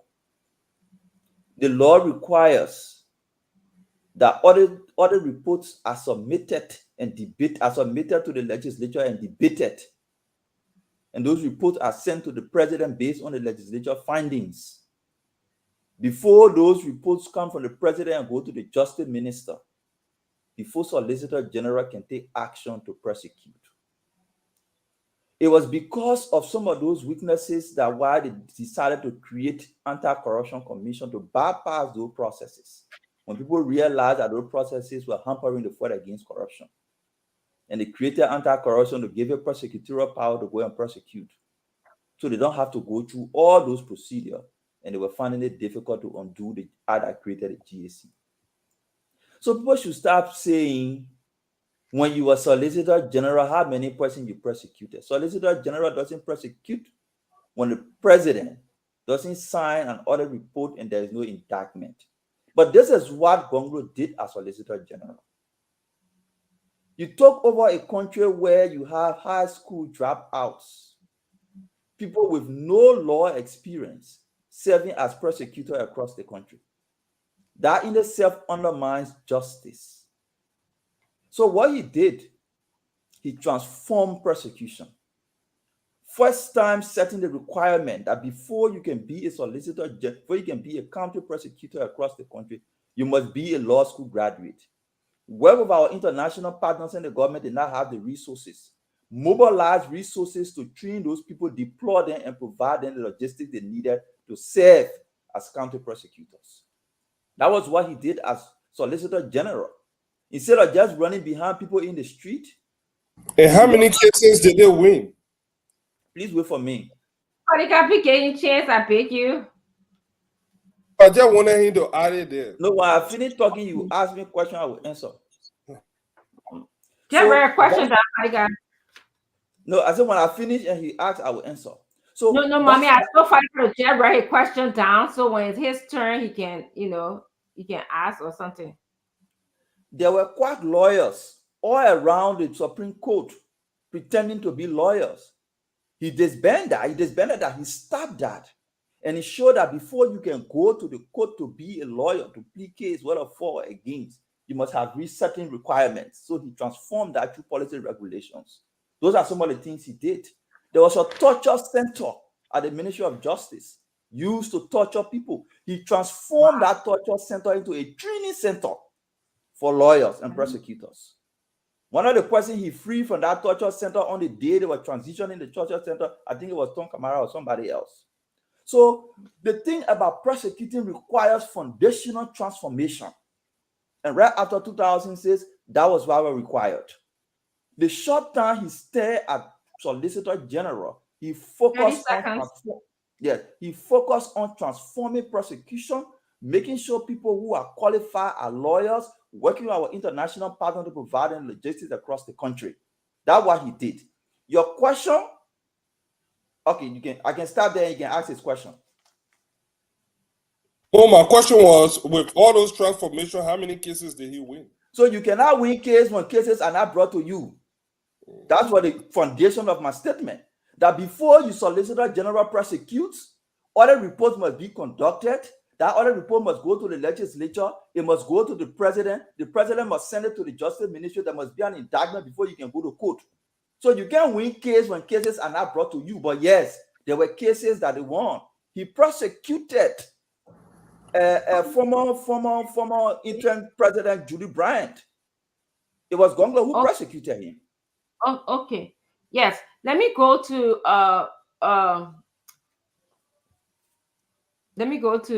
Mo Ali, and also then I'll come to you. Let me just see who's here. Yeah, and then I'll come back to you. James, I'll come back Dr. to Richardson, you. before Mo comes in, let me just do this check again. Is the audio much better than before? Are you getting me clearer than earlier? Because folks were complaining that the mic from the studio volume is low. How is the quality? I'm hearing you. I'm hearing you loud and clear, Diamond. The quality is better than before. The question was lower. Yeah, all right, so it's much better than before, right? It's much better than before.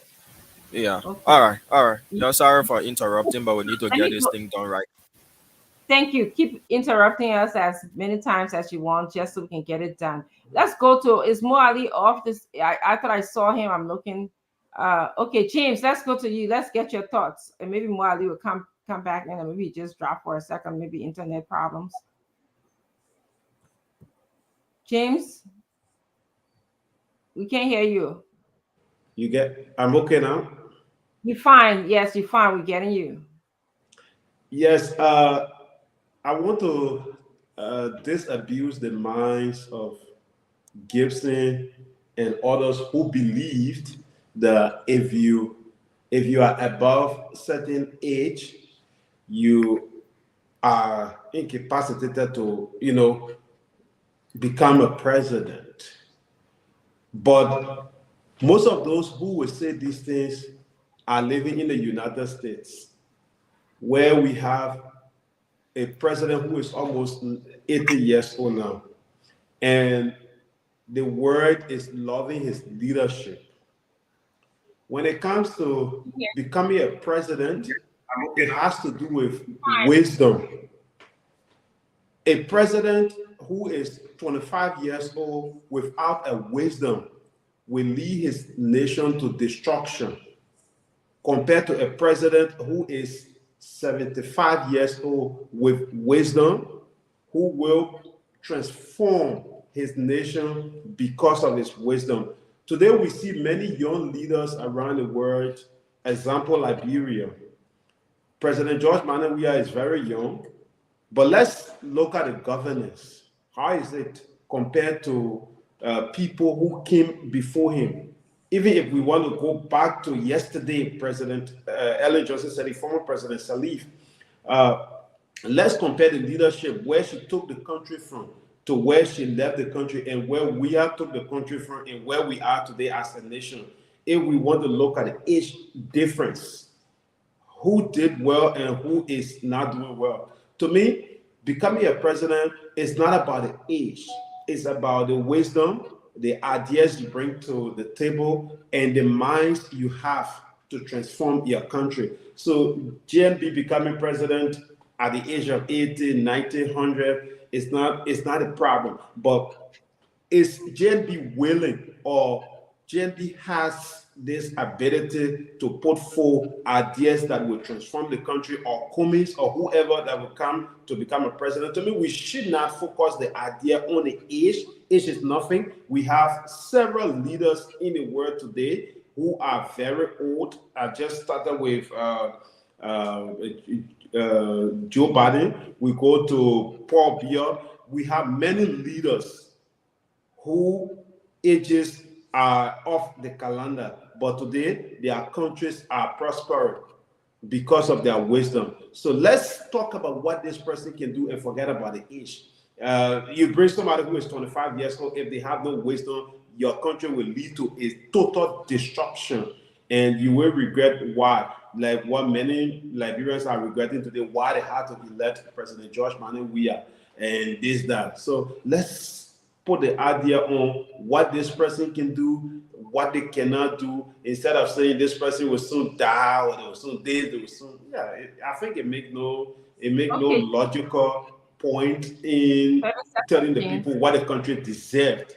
What Liberia deserved is not the age, but it's about the ideas that will come forward, and how we can help to change the country, or to take our country from where we are to another level. Who is that person? That is the issue we should be talking about, not the age. Thank you, James. Moali, could you please come in? Is Moali here? Moali? Yeah, he's there. Okay, Moali, your turn.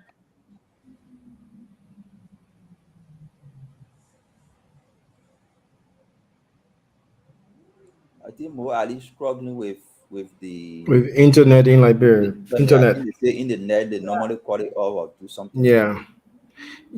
Why Mr. Ali is trying to come on? Actually, it was my turn, Max, and then you come in. It was more than you.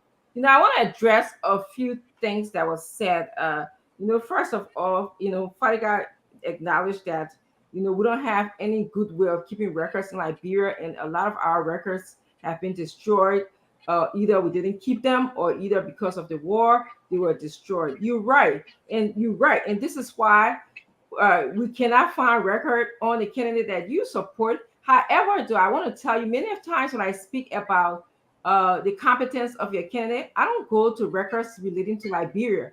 Many of the records you say did a lot of studies on his role that he played at somewhere like LPMC, because as you know, LPMC is not originally a Liberian organization. It was started, by a European company, and then move on to LPRC. LPRC also is not originally Liberian. It was started during the war, by the American government. So they have a lot of documentation on, on your candidate. Lastly, the Ministry of Agriculture.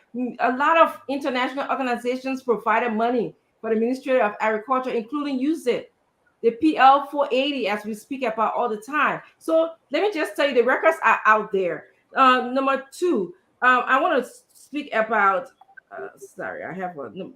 I want to also talk about when we speak, and your point is well taken, James. When we speak about wisdom, but in another way, wisdom is very relative. You know, wisdom is a relative term to me because who you might consider to be wise, maybe somebody I would consider to not be wise just based on our life experience. Okay, but when we speak about age and cognitive ability, you cannot, and I will repeat professionally. I can and Father God knows this because he and I are in almost very similar professions. You cannot just tell someone's cognitive ability by speaking to them today or by, or seeing them on the radio. We do testing to determine somebody's cognitive ability. However, and I want Liberians to get this very clear, we can make observations as part of our testing protocol of the person's cognitive ability. And secondly, there's been tons and tons of research that's talked about how when somebody increases in age, their cognitive ability becomes less effective. It's just a matter of fact. Things that you used to do or I used to do when we were 15 years, our agility, our mind, it tends to decline. One of the reasons why we study nuns in their 90s, they tend to have a better cognitive ability. It's not because they grew older. They have a lot, they read a lot, they have to constantly practice their mental exercise in order to maintain their mind. And so those are all of the things that we look at when we look at someone's cognitive ability. Lastly, when somebody speaks about Joe Biden, it's almost like comparing apples and oranges. And Liberian people, I hope you get this. In this great United States, Joe Biden is almost 80 years old. The last poll that was done by New York Times said that almost 69 to 70% didn't think that he should be president because of his age. Check it out. Go to New York Times and look at that. And also, and furthermore, we have a check and balance system in this country. This country has existed for so long that it can run on autopilot in a way. Okay, they have check and balance system. They have the executive branch. They got a judicial branch. They have the best hospitals that you can think about. The last time I also checked, Dr. Richardson, yes. I guess everyone has spoken. My internet is up and down. I just wanted to clarify a few things and to do some of the argument because it's Yes, really can I the finish my open thought, Marley? Can I finish my thought and then you come after me? Thank you. When we speak about the whole idea of age, one of the reasons why a lot of researchers believe that Africa tends not to be underdeveloped is because of what we think about age. The youngest leader is in the 50s in the developed world, where in Africa the oldest leaders is in the 70s, and there's a disconnect between older leaders and younger leaders, even though we might think they're wise. Okay, and then lastly, when Fadika, you talk about corporate America is different from it surprises me that you in this world of meritocracy, you live in a country of meritocracy. You will not get the position you want or be promoted if somebody didn't look at your record. That's meritocracy. If you're incompetent enough, you won't get promoted. So that's meritocracy does not lead to elitism. All it leads is the best person who's competent will get the job. But the interesting thing about Mr. Cummings is in this case, Ambassador Boyka is the most experienced. Who should have the most merit? Experience doesn't mean the best person. Did you hear me say experience or best person? Meritocracy doesn't mean experience either. Please get it right, Fadika. Please don't make me shame you today. I beg you. When we think about merit is based on what you have done in the past and to merit something. So who married the presidency in Liberia? We're using meritocracy in Liberia. Ambassador Boyka will be given the presidency without even having an election. All right, sorry about that. Yes, thank you. Again, you getting, I think, just meritocracy on the surface. Okay, nobody qualifies among all the candidates. Nobody been president before, so you can't tell me say anybody got the qualification of being a president. However, though, we can extrapolate from their experience. For example, Mr. Cummings' experience has been in the corporate world. And while he was in the corporate world, number one, he worked in 252 countries, 252 almost plus different cultures where he had to adjust himself. Okay, that tells you how one has the flexibility of knowing the culture of different countries. Number two, and you funny guy, he talked that Mr. Cummings dealt for every time when you work with large corporations in this world, every time that you go to a different state or a different country, you have to learn the culture of that country. You have to understand in order to make your business successful. And that's what he had to do. There's tons and tons of documents. You know, commercial law, how complicated that can be. You have, and when you work with human resources, you have to be on top of who you think would be the best fit for your organization. You have to model and mentor people. And that's exactly what he did. You have to deal with technology. Okay, you have to look at in Mr. Cummings' case, it was not only just computer technology to make the job of his employees easier, it was the technology of making Coca-Cola or making bottles. So it was on a multi-level. Number three, he ran a huge budget, a budget that is almost $1 billion. All right, our budget, you know, it's bigger than the budget he ran was bigger than our budget in Liberia. And the integrity part simply is that we've been in such a system. Nobody ever carried him to court for taking a dime or for stealing. And that's how we know somebody has integrity is documented. You can tell. So at this time, I rest my case, and then I will let Mo Ali come in. Mo Ali, if you're here, please come in. Ain't going, you had time to me. He's The mayor already. And you can do all the video we need. You can just do the video because I know that. Yeah, Mo, you can do all the video. It'll be okay. Do it all the video. That would be great.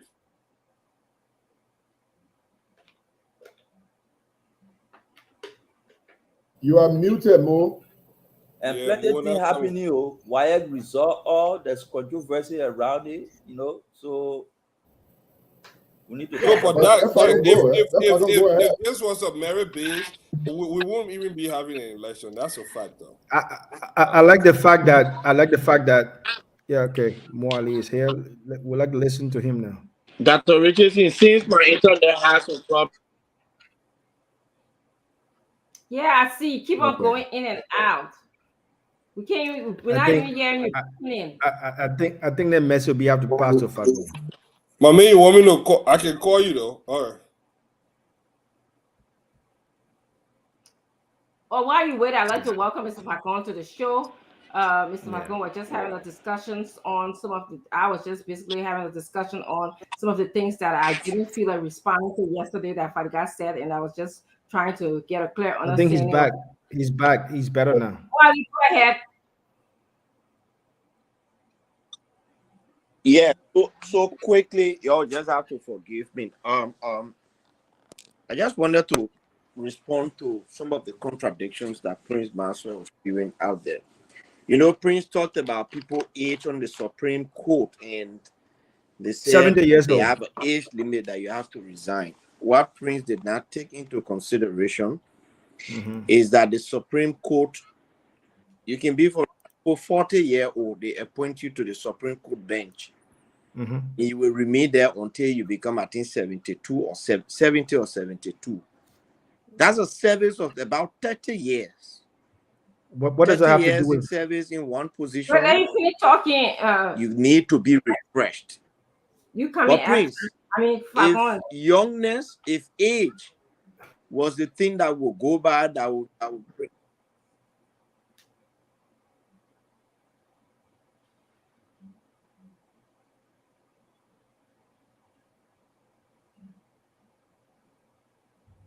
You're breaking up, oh, we can't hear you.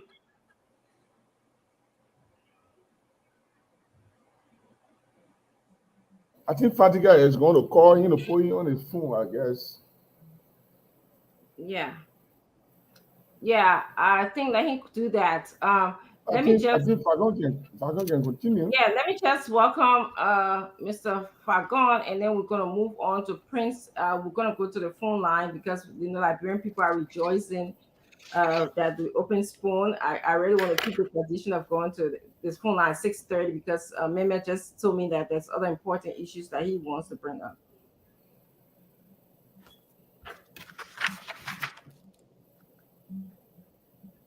Wagon, they're talking to you. They said, welcome. Thank you, Madam Moderator, and thank you, Gibson. At least you know your master. It's an honor to be here. I see the producer coming back on. Yeah, I just wanted to let you guys know that I have Mo on the line directly so that he could make his point since the internet Okay. is so not at its best here. Okay. So, Mo, you live. So firstly, let me vent my anger on Orange. They did a whole internet service. I think the modem Orange is selling in this place is a whole 419 business. You purchase the modem, you come, you use it after 3 months, you can't get anything out of it. You go back, they say, oh, it's poor, you purchase another one. This is my third internet modem. And you buy it expensive, $60-something. After 3 months, it's damaged, then you got to go get a new one. They start fluctuating everywhere. But anyway, like I was telling Prince, I don't know where Prince did his research from. I don't know if Prince missed over the fact that the very Constitution is talking about says that for one to be president, you must be 35 years old. And to be a legislator, you must be at least 25 years old. Now, if our argument is that, oh, somebody, the older you become, the lesser you become in your thinking, and our Constitution says the age of maturity is 18, why aren't we going for 18, 19, 20, 21-year-old young men and women to be president? Why did they set an age cap on becoming president at 35? If thinking is the lower the age. You know, these kind of arguments, like I keep saying, there's no election between Joseph Boakai and what's his name? Moniba. Moniba is not basically a factor in this race. So your consistent attack on Unity Party to make it look like, oh yeah, we arguing with the big boys. My brother, you're not arguing with big boys. And I'll always say, the people who truly support Tiawon Gonglo will not make it our business to consistently attack Joseph Boakai. Because the real supporters of Tiawon Gonglo know that we have a single objective. And our objective is we have a nightmare presiding over our country. And so when we come to the discussion with the supporters of Tiawon Gonglo, we will discuss issues and we will discuss the ills that are affecting this country. But what do you expect from a sedition like Gibson Giroux? He comes on this show, does not see the bad in the government, but he see bad in Joseph Boakai. This is going to continue. And I can understand you want to be in the position that Joseph Boakai is in. And this argument about, oh, Joseph Boakai now working in government for 40 years, this and that. No, oh man, Joseph Boakai has more than 40 years experience. So 40 years, we're not all in government. At the maximum, Joseph Boakai's service in government is around 25, 26 years. The current vice president, who is younger, has been serving in government since she was a pup. She's been in government more than 27 consecutive years. She first served as deputy bank governor at the central bank. From there, she became first lady for 6 years, became senator for 15 years, then became vice president going to 6 years. And there is nothing she can show. You know, let's take the debate to where the debate belongs. There's no debate between Councillor Tiawon Gonglo and Joseph Boakai. There's no debate between Moniba and Joseph Boakai. There is debate between Joseph Boakai and George Weah. George Weah is the one who has something that we are going for. Councillor Gonglo does not have anything that UP is going for. And so does Moniba. Clarence Moniba has nothing that the UP is going for. The day you are in the position that Weah is in, then we'll bring the debate to you. Then we'll take that issue up. Until then, find your equal to argue with. Thank you. Bye-bye. Thank you, Mo. For the record, Mo, if you're listening, I did not bring up this whole idea of ANC and CPP being elitist. It was spoken about by Al. I was responding to him today. I tend not to speak about just attacking parties and leaders. I speak about facts. When I'm here, I talk about facts. That's what I would like to engage in. Go ahead, Mr. Fagon. You on, and then we're gonna go. You said something about master. What did you say? I didn't hear you. Are we making our closing statement on this issue and transition to another issue, or we just transitioning? Well, no, yes, Mr. Fagon is in. He can speak about whatever he wants to go, and then we're going to be done, and then go on to other issues. Madam Moderator, thank you again. To the Liberian people listening to me, I want to sincerely apologize to you all for your time, because I strongly believe we've gone beyond the debate of someone's age in this race. That's why Honorable Barkai is leading in triple digits now, because everybody knows Joe Biden older than him, and Joe Biden running again. Everybody knows that Trump older than him, and Trump running again. Everybody knows now he's not taking triple bypass surgery. Everybody knows now he's the one stomping the entire election campaign trail, while the other people are already getting tired from walking in poo-poo water. So I didn't want to say sorry to y'all. Normally when we come here, these half-baked seditions who run under the canopy of Big Brother Gonglo come here and attack the old man age. We can attack Gonglo, but Gonglo is a big brother. Why would we ever want to even attack that brother? For what? We look at a small brother, we even worry about Moneyman. Because if he does not get 2%, what will Moneyman tell us? That we should go change the law so he can run again? When he can be a future leader, why should we do that? We thought we had gone past the fact that we come here and focus on what our candidate would do for the people. But every time we come here, there is an attack. Look at today. That Joe Biden age, we can't talk about it. Man who came to America never rested for a day. Went from state to state speaking for hours. Stay on the campaign trail beating everybody. Hey man, my people, you're sorry. That how it can look someday. But to you, Gibson Jerry, let me teach you your ABC, for real. And I said, let me teach you your ABC because you keep using the word old. So let's spell old for you. O-L-D. I've never said old here today, my friend. I will talk about Joe Biden. Never said old. It was Prince I'm talking about old. You misinterpret, you miss everything. I said his experience. He had not opposed anything when they before. woke me up. I heard you good when you say he too old that he don't have cognitive.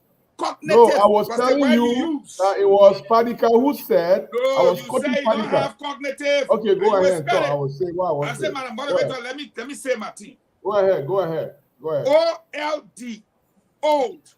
And you use the word cognitive. Okay. Our people said he in double digits. Triple digits. So the people say we agree. Jerry will come to you. We agree that he's old. So let's say our A. A ain't got nothing there. B. B-O-L-D, bold. He old, but he's very bold. He will tell you the truth, and that's what he did recently. He old, C-O-L-D, cold. He's not cold. He's hot. That is why he's in triple digits. D, we not get D-O-L-D. E, we not get E-O-L-D. F, F-O-L-D. He's old, but he will never fold. No, he will always remain open. You can't fold it. G, G-O-L-D. He's old, but he shines like gold. That's why he's in triple digit. H-O-L-D, hold. He's old. That's exactly why the Liberian people decided that this one will hold. Should I continue? MOLD, mold. He's not like clay that you can hold him and mold him into what you want to be. Gibson. No, you cannot mold him. His age almost double your age. Gibson, SOLD, sold. Nobody will tell you that this old man can be sold. Or else, my Ellie would have sold him a long time ago. But he can never be sold. That is our prize asset. And we declare him a national asset and a hero. Because for 42 years, all the wicked people in the country cannot put corruption on the one man head. And yes, madam, I heard you talk about Alexander Cummings. Yeah. Cummings worked in America, and for all his 30 years, it's a system. You still, they will catch you. So Cummings did where? No record on his TV. Because, hey, you're coming to be in jail in America. Let's get him that credit. But in Liberia, where there is no system, sister, 42 years, they're taking catch the old man. You can't catch him. They can't catch him. So again, TOLD, told. Okay. And I have told you, Gibson, 20 I will tell seconds. you again that this old man is your next president. Don't worry about his age. Because when you look at his age and you look at his experience and you look at the work he has put into his country, the Liberians will say, if he die, the day ballot must be on the ballot. And I'm here to tell you today, if anything happened to Joseph Boakai, it will be the first time in the history of Liberia that Liberians go to the pool to vote a dead man. It is signed, sealed, and delivered. He is our next president, and we appreciate him. I respectfully submit. Thank you, Mr. Fagon. Let's move on now to Prince. And Prince, you can wrap up this whole conversation. Yeah. And we can, because we'll soon be going to the phone lines. Go ahead, Prince. Thank you. There are better conversations to talk about than to talk about the continuous confusion within the Unity Party establishment as it pertains to longevity of the leadership of the establishment. I would just simply say this for researchers that are out there. You can ponder, first and foremost, number one, to Fadiga. I've listened to you for 2 days. You've come on Spoon TV and you talk about meritocracy.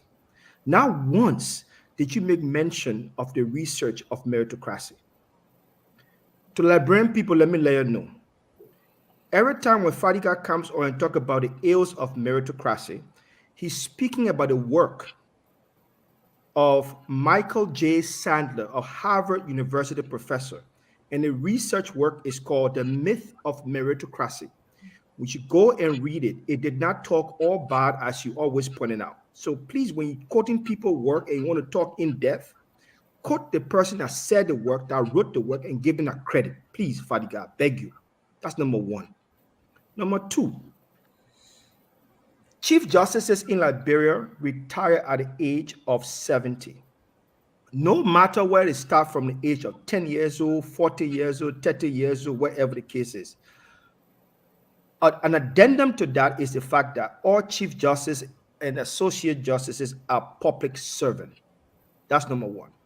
Number two, according to the Civil Service Handbook, the Civil Service Law, all public servant, especially civil servant, not a Chief Justice, civil servant, they are to retire at the age of 60. It's in the law. Right now, I can tell you, go and read the law. Number 25A, you see it right there. 25A is right there in the Civil Service Handbook. It's right there. At the age of 60. Mandatory retirement is at the age of 65. My only point I'm trying to make is the confusion we have as it pertains to ageism in Liberia. We are asking one group of people to retire at a certain age. We are asking another branch of government to retire at a certain age, but the other branch of government, we don't care. That is something that we have to pay attention to, and that is something that we have to legally, intellectually debate and argue, because you cannot apply that to the judiciary branch of government and civil servant and say, oh, the presidents are all free. They are scar-free. They can be 100 years old, no problem. As long as he can walk, he can talk, that's it. We have to think through that. So now I have spoken about the past and we've spoken about the present. Now I'll speak about the future. To the future, we know fully well that George Weah is a bitter pill for Liberia. And he has given, his presidency has given Liberian diarrhea. His presidency has given Liberians malaria, typhoid, and all sorts of illnesses that they themselves cannot even comprehend. We also know fully well that President Weah is now becoming very unpopular. Like yesterday, we realized that President Weah is now losing the magnetism he once had when his campaign first started years and years back. This is as a result of the many failures and lies that he has brought to Liberian people. Now, we can sit here and make many arguments. And one of the things that I appreciate about one of our panelists here, and I'll call his name, Ambula, is that for every time Ambula comes on this network to speak about Gongolo, despite the fact I disagree with him, and I disagree with him vehemently, but he speaks clearly about Gongolo's policy. And to the point where I can go and find Gongolo policy, analyze Gongolo policy, and try to understand Gongolo policy. For the party that call themselves the Big Brothers, I cannot find United Party establishment policy anywhere. As a matter of fact, we're on the show a few days ago. Mo Ali wanted to send me the policy secretly. I thought there was a public document for Liberian people to consume. I've been on the United Party website over and over. I've never seen one policy on the United Party website other than the core values. Every time United Party panelists come on this show, we ask them about single policy or policies about the United Party establishment. They can only say, you're talking bad about United Party. You disrespect the United Party. Why can't it tell us United Party will do X, Y, X, Y, X, Y, X, Y in healthcare, and this is how they are going to achieve doing X, Y, X, Y in healthcare, and these are the people that are going to work with, and this is how they're going to get in a political agenda. I have sat here in so many different sessions, and I've spoken clearly about Dr. Moneyba's policy, how he's going to implement this policy, what the next steps is going to be, the partners he's going to work with, how he's going to engage the political agenda in Liberia, how he's going to engage the House of Representatives, the House of Senate, and how he's going to engage the Liberian people. So that the ordinary Liberian people understand that this man is not bluffing. But every now and when United Party establishment people come on the network, they only tell us, oh, like I would say, the rescue mission. I mean, we are called a new Liberia too. But that's not the policy. That's just a slogan. It is a campaign slogan meant to galvanize the mind and the energy of Liberian people. But that is not healthcare. That is not a security policy. That is not a budget policy. That is not how to reduce waste. So please, let the United Party people come on here and play fair play. Tell Liberian people what 30 seconds. And everybody else within the United Party are going to do for Liberian people other than rescue. Everybody if fire service can rescue anybody. Thank you. Jeru? Thank you very much, Dr. Richardson. You know, when I hear people attacking me, and I don't mind people can attack me, the most important thing is they don't have anything to say about Gongo. So they shouldn't pretend that they have something to say about him.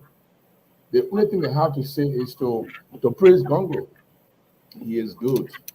But let me tell you, Mr. Eugene Fagon and Hassan Hudson Fadike, the both of you are not qualified to talk about JMB. You are not. This is what we call flip-flopping. When you disparage someone, and Eugene Fagon, you can't hear very well. The person who woke you up didn't inform me very well. Can we meet all Mr. Fadike. Echo in the background. It was Mr. Fadike who got that noise in the background. It's moment. how you might don't know, then you're smart. It was Mr. Fadike who said JMB cognitive ability is better than young people. It was Mr. Fadike who brought up the age he and Prince. So it was not me who brought it up, Mr. Fagon. But I appreciate the fact that you spoke to me, because that's the only thing you can do. I'm the only enemy you have. I'm your nemesis. I am your nemesis on this show. So you can say anything you want to say, but I can tell you for sure. Let me tell you today again. Maybe your chose to be, your chose dementia, your chose to forget. Let me tell you, this first round, we have to tell the Liberian people which presidential candidate will make a better president apart from George Weah. And in the opposition, we are not going to praise JMB. We are not going to praise anybody. We're going to tell people how Councillor Gonglo is better than JMB. We're going to tell people that if you elect JMB, you are going to get a 5-time more corrupt government. We're going to tell you people. Y'all will not hear it now. Y'all will not take it now. But in the future, we will say it again and again and again when it comes up in the future. And then you people will know that we said it in the past. And the Liberian people will not blame us for not telling them. They will blame themselves for voting for someone who will not make his own decision, who will rely on other people to make decisions for him, who will be sleeping at home while the people make decisions for him. Yes, that is exactly what's going to happen. And all those guys around JMB, they will become richer and richer and richer. If you think Mange was powerful, elect JMB and see how Anthony Keseli will be powerful in Liberia. So don't you know that. Fagon, you know that. You saw us bar food before you selling another bar food again. Hassan, you never supported JMB. You disparage JMB. Why you come here and lie to the people? Because you don't have character yourself. That's why you come here and lie and flip-flop. You lack the character. You're not like me. I never supported any political party. You can say I'm a sedition. You can say whatever. You cannot run me out anyway. And that's exactly what I want to tell you. But there is what I want to say before I end. We have said over and over and over, and will continue to say until the last ballot was cast, that Councillor Gonglo is the best option to erase this corruption, the big elephant corruption in Liberia, or to minimize it, because it's not possible for anybody to erase it completely. Because he has the mechanism in place. He has the ability to go here. He has fought for rule of law for his entire life. He will be able to put in place mechanism that will make sure that people who are corrupt will be punished. I'll give you one example. He has a 100-day plan, Better Liberia Agenda. In that 100-day Better Liberia Agenda, he has clearly stated that in the first 100 days, he will set up a committee. This committee will scrutinize all the audit reports, and all those who are named in the audit report will be investigated. The audit report will be investigated, and the prosecutable ones will be prosecuted, and they will do their time. And every dime that is stolen from the Liberian people will be restituted. So that's the plan. So anybody you are in Gonglo's government, and you see him prosecuting the old people who stole and bringing money back or putting them in jail, you in your government, you will dare steal from the government, because you know what's going to happen to you. This is what we are going towards, my people. We're not talking about someone who will say, oh, he been office, he been government or experience for the 40 years, he been government 40 years, whatever it is. It does not guarantee anything, my people. It doesn't guarantee anything. What a guarantee is, you have been in government 40 years, you have never opposed anything in your life. You never opposed anything. You never spoke against corruption. You never spoke against killing. You never spoke against draconian actions, bylaws. You never spoke against, you work in December government, all the bad things that will happen, you never spoke against it. You work every time you work in government, you never spoke against anything. Gonglo works in government and speak against the ills of the government. How is hard about that? This is why we are different. And people like Eugene Fagon, I don't even know how to. Dr. Regency, we're not hearing your S. You think I would not start talking. Thank you, Mr. Jeru. I'm sorry. I've been telling you. 10 seconds. Jeru, let's just go. Yes, please close in 10 seconds. Closing 5 seconds. Eugene Fagon, I don't see you here. I don't see you. You look like you exist, but you're not here. Okay, To me, Mr. because you Jerry. lack the character to be who you think you are. Look at the Okay. bad decision JMB has made. JMB even appoint you to be media consultant. Okay, That's the bad decision that they always make. Okay, Mr. Jerry, Putting I have to square move on. pegs in round We're gonna holes. move on to James. James, your thought? You know, these debates, to me, they are not doing well for the very political leaders that some of the panelists support. We are getting there gradually, and it's getting late. Before you wake up tomorrow, it's going to be October 10th, and if President Weah wins again, then you will come back and cry, the baby cry that, oh, they cheated us. But you forgot the time you had in your favor to convince the people to vote your candidate. You left that and started personal attacks and calling somebody old age politician who has no number, who gets 7%, and you never give your message out to the people. So both Mr. Cummings and GMB, I think they should focus. I'm talking about their supporters. They should focus more on what they can do, and at the end of the day, let them direct all of their attacks to the CDC, because the CDC is in a place where they want to be. And GNB is not in a place where Cummings wants to be, or Cummings is not in a place where GNB wants to be, or Tiawan Gonglo, Molba, or whoever. So let's forget about that and focus on how we can all move this conversation to the next level ahead of October 10th.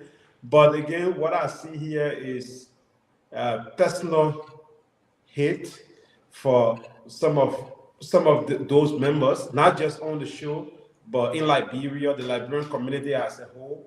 I see more attacks between ANC and Unity Party, and they spend less time talking about the CDC and why the CDC should be out, but they spend more time telling somebody how come we spent 40 years, GNB spent this and that, and they are not doing good for themselves. And at the end of the day, we will have a president again that they will complain and run to court, but that will not change the reality. We will be 12 years because you failed to do your homework, and you just have to live with it for 12 years. So if you don't want to see that happening in your country, you better get down on your feet from house to house and campaign like a Jehovah's Witness, and then make a point so your candidate can be elected, and stop saying someone is old, young, poor, rich.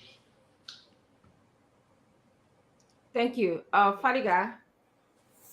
Well, Jim, with all due respect, you're starting to sound like a sedition. Actually, that's a false narrative. The notion that everybody will support the same candidate, even though we are all in the opposition, is a false narrative. So, Jim, hold on now. You're sounding at one. All right. I don't know what you want, but you're sounding at one. Those are the lies. With JMB, then I sedition. Hold on now. James, welcome to the party now. Welcome to the party, James. Oh, Guys, please give. No, when you are speaking, Fadiga started. That's the distraction and one, so that I can lose my train of thought, but it will not happen. The thing here is nobody come to the race with the expectation that ANC or Gonglo folks or everybody will come and say and coronate Ambassador Boyka. Ambassador Boyka, some of the reason we even spend time to even talk about other things is because this man, he don't need us to vouch for him.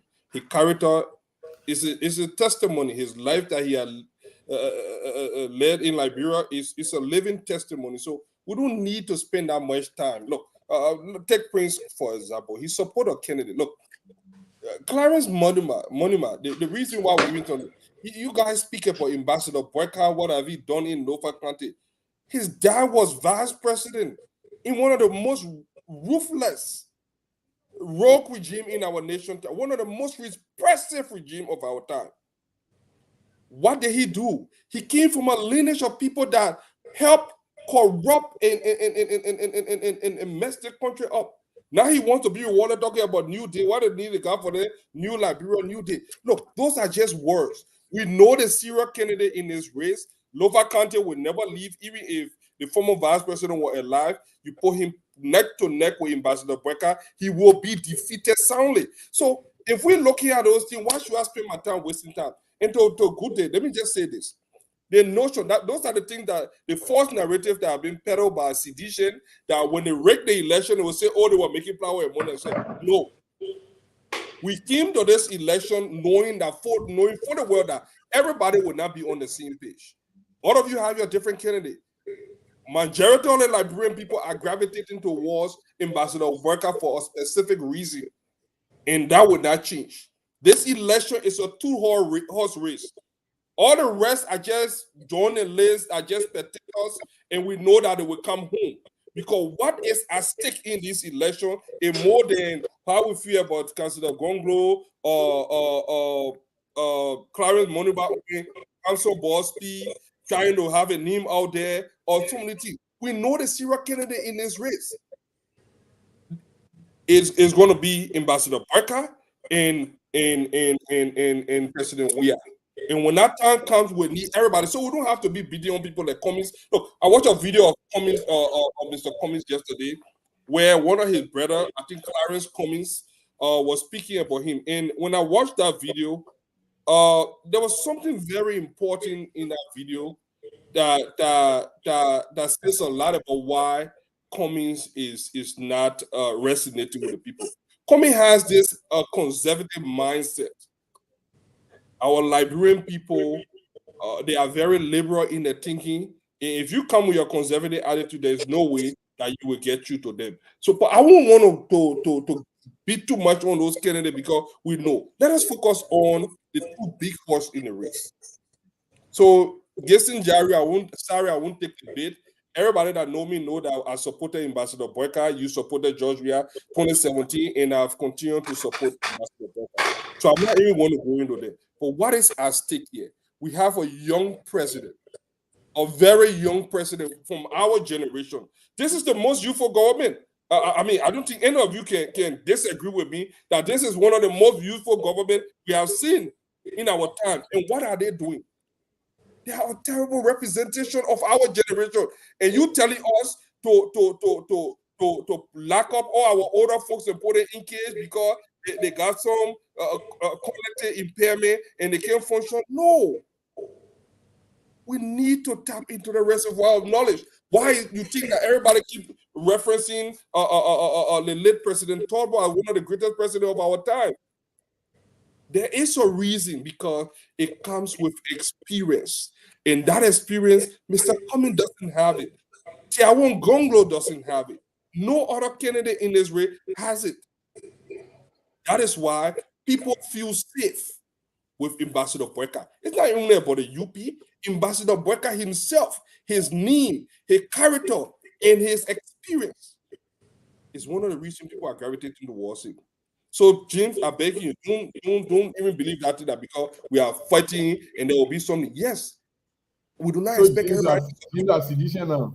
No, I'm not saying I'm saying that he's starting to sound like one, because I've heard sedition saying that, oh, you got arguing, so we know that is what they want to use when they rig the election, to use and say, oh, they were arguing and we were campaigning. Look, yes, which candidate in this race that do not need to be on the campaign trail, that all his surrogates are calling for in crowd, the Dillon, the Nyombidi, the rescue mother, Nyombidi Kanga, everybody on the rescue team, they are all like the top star. And the reason is not because of themselves.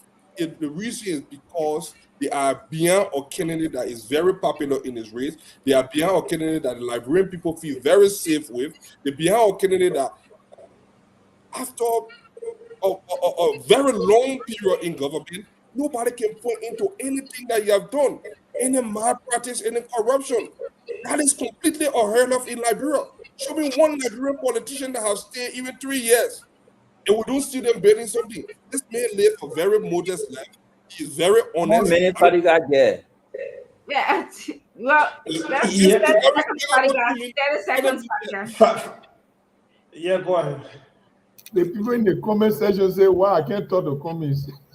No, and I wish you know the reason why they will not talk to communists, the reason why all of you will agree with one another is because you guys understand what is at stake in this election. I wish you guys could direct your energy to Georgia. I've never seen Gestin Jaru say anything negative about this government. I've never seen him using the same energy to attack Ambassador Burka.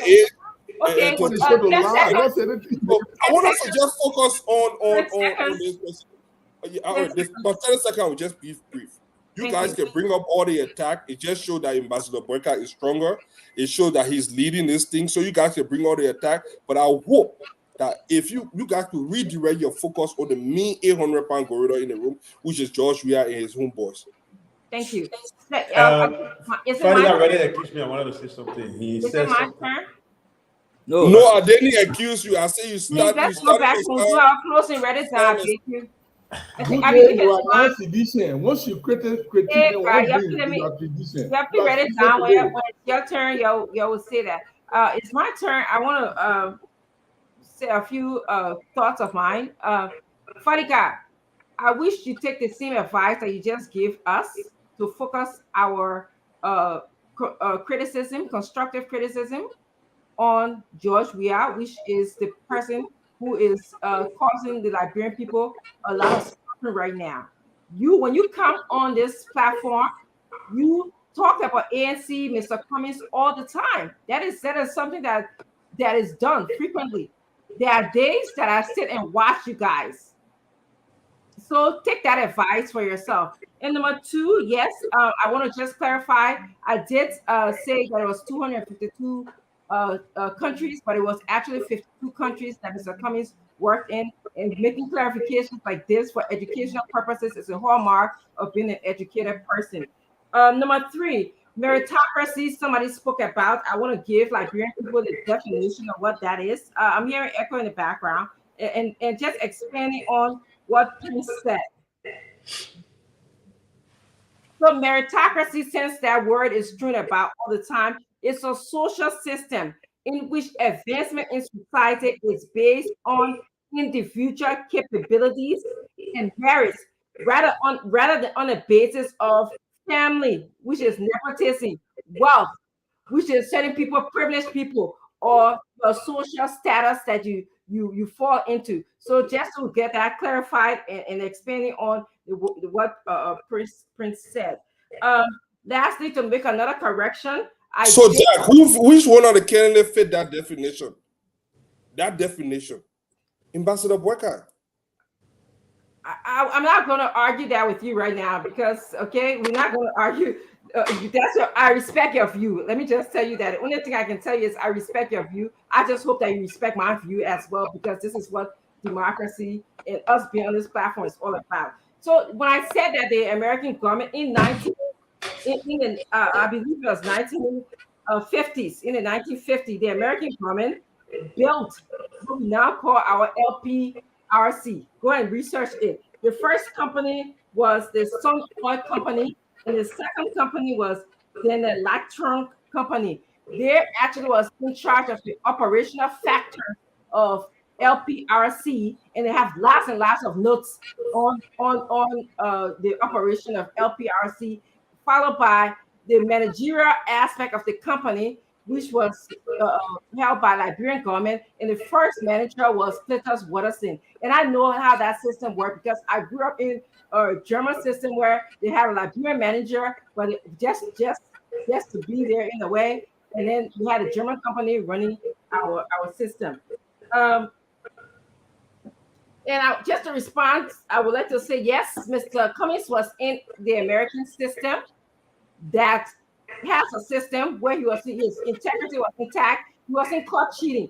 He was not in a system where some of you would say we have limited or no record at all, where anybody could have cheated, anybody could have done anything with Liberian for money, and nobody would have known. But I want to tell you guys, go on YouTube, watch a video about Foya and Mr. Burka's contribution to Foya. You will see that he has an oil palm in Foya during his LPMC time.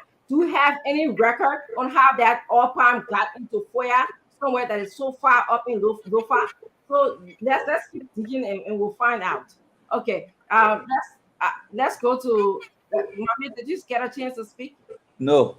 Okay, your turn. Let's go. Mommy, we're gonna be going to the phone shortly. Yes. So for me, I chose as an option not to go after Joseph Boakar's age and his health for strategic reason. It's not because I'm favorite of his candidacy over Councillor Gonglo. It's because I realized, having assessed the situation, that the propaganda about health is not working.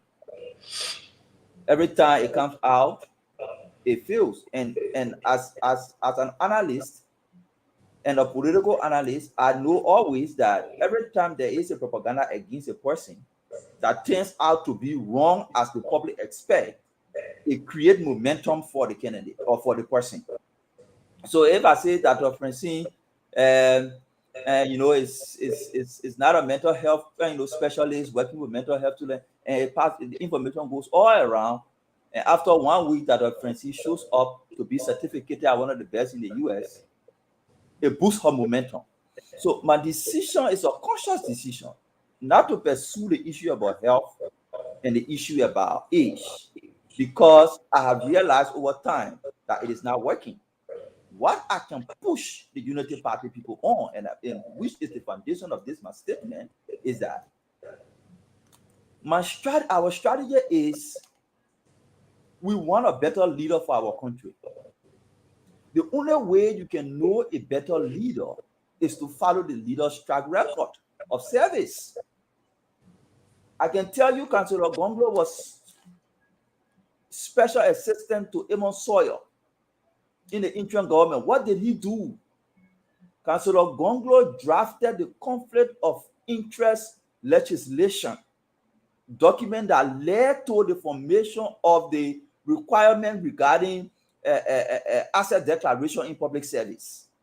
As special assistant, authored to his name, I can highlight that as an achievement and tell people, say, this is the man I want to be president. This is how he entered in public service. This is what he achieved. I can tell you, as Solicitor General for only 3 years, he served as Solicitor General for only 3 years. At a time where lawyers across the country, prosecutors were not college graduates, he worked with our international partners to ensure that every county prosecutor was a university graduate, assigned a pickup, provided the logistics to dispense justice. I can tell you how he transformed prosecution in the 3 years he served. I can also tell you, as Solicitor General, by losing all his cases. I can also tell you. I can also tell you that as Solicitor General, he told President Salif, I cannot prosecute Charles Julu and Andrew Dobbs from Grand Jida because there is no sufficient evidence to prosecute them for treason. If you do that, it will be a witch hunt. And he stepped aside, putting President Salif under pressure to hire private prosecutor because her Solicitor General could not do it. He stood up to her, not in a disrespectful way, but giving the foundation and the basis on which he cannot do it. I can say this is the person I want to be president for my country. I can take you to labor ministry. What did he do at labor ministry? The transformation. Today you see young children serving as frontline staff in different stores across Liberia. Those people, those positions were held by Lebanese and Indians. It was Gonglo when he introduced the labor liberalization policy and the labor law and insisted that none of those jobs should go to non-Liberians. He enforced that today you see young girls and young boys serving in front places. So that is what we do to say. He came to the Bar Association. He met the Bar Association with 25,000 in their account. In less than 2 years before he could leave, they had 130,000. Wow, impressive. That is transformation. So we want to push the Unity Party people. We want to push Vice President Joseph Boakar. For us, we feel that's a good strategy. Tell us from LPMC, from agriculture. Don't forget about the vice presidential position. I can tell the CDC people, tell me what Joel Howard Taylor achieved me as vice president. They will not tell you because we all know what it means to be vice president. But these are institutions he headed. He was head of agriculture ministry. He was head of LPMC. He was head of LPRC.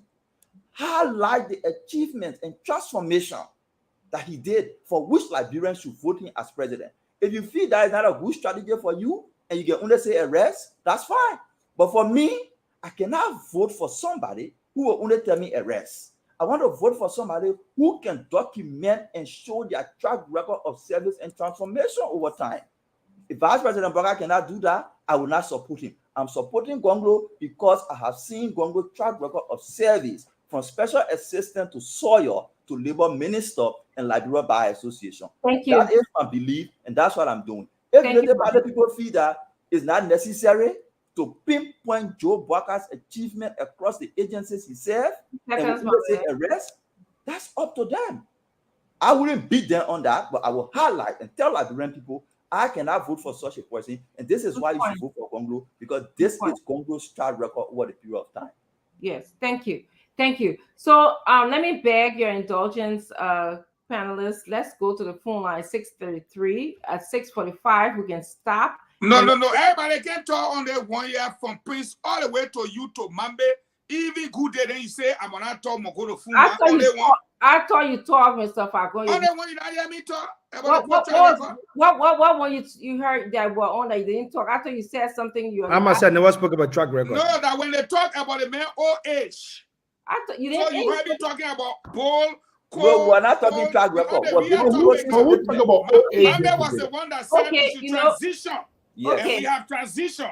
So when we transition, it went to Prince, Jeru, everybody, that's my time. Yes, that's okay, go ahead. And then when you finish, we're going to go to the we phone finish line. with the whole age thing. Don't bother me, man. I want to play with you today. I beg you. My say want me plow. Me, my say the play. I want me plow you either. Okay, so that cool. Let you talk, and then let's. I beg. Yeah, then we'll go to the phone line. Yeah. I know you will call my time short, but no problem. That's my time. That's my time. Okay, but anyway, let me first of all condemn the government in the strongest possible terms that you trample on press freedom and you want to pretend that opening the station today, we should gallop all around after you've shut down our station over a month and propagated your own platform and ideas to the Liberian people. Thank God you did not go far. The people of Bomi stepped on you and told you you were not fit. And so I'm not here to praise you for opening a radio station. You only opened the radio station, in my opinion, because you felt other radio stations have started taking us and the news was still going. So you have done nothing. Shame on you. And you were supposed to go to Cape Man. You couldn't go because you knew the people in Cape Man would have done you even far worse than what the people in Bomi did to you. So you escaped. You go in there this weekend, and they called me and told me they're waiting for you. You will know what Valmen call your affair. You will know. Now, on the attack on the opposition Unity Party and her collaborating political parties, I put the vehicle in the chat room.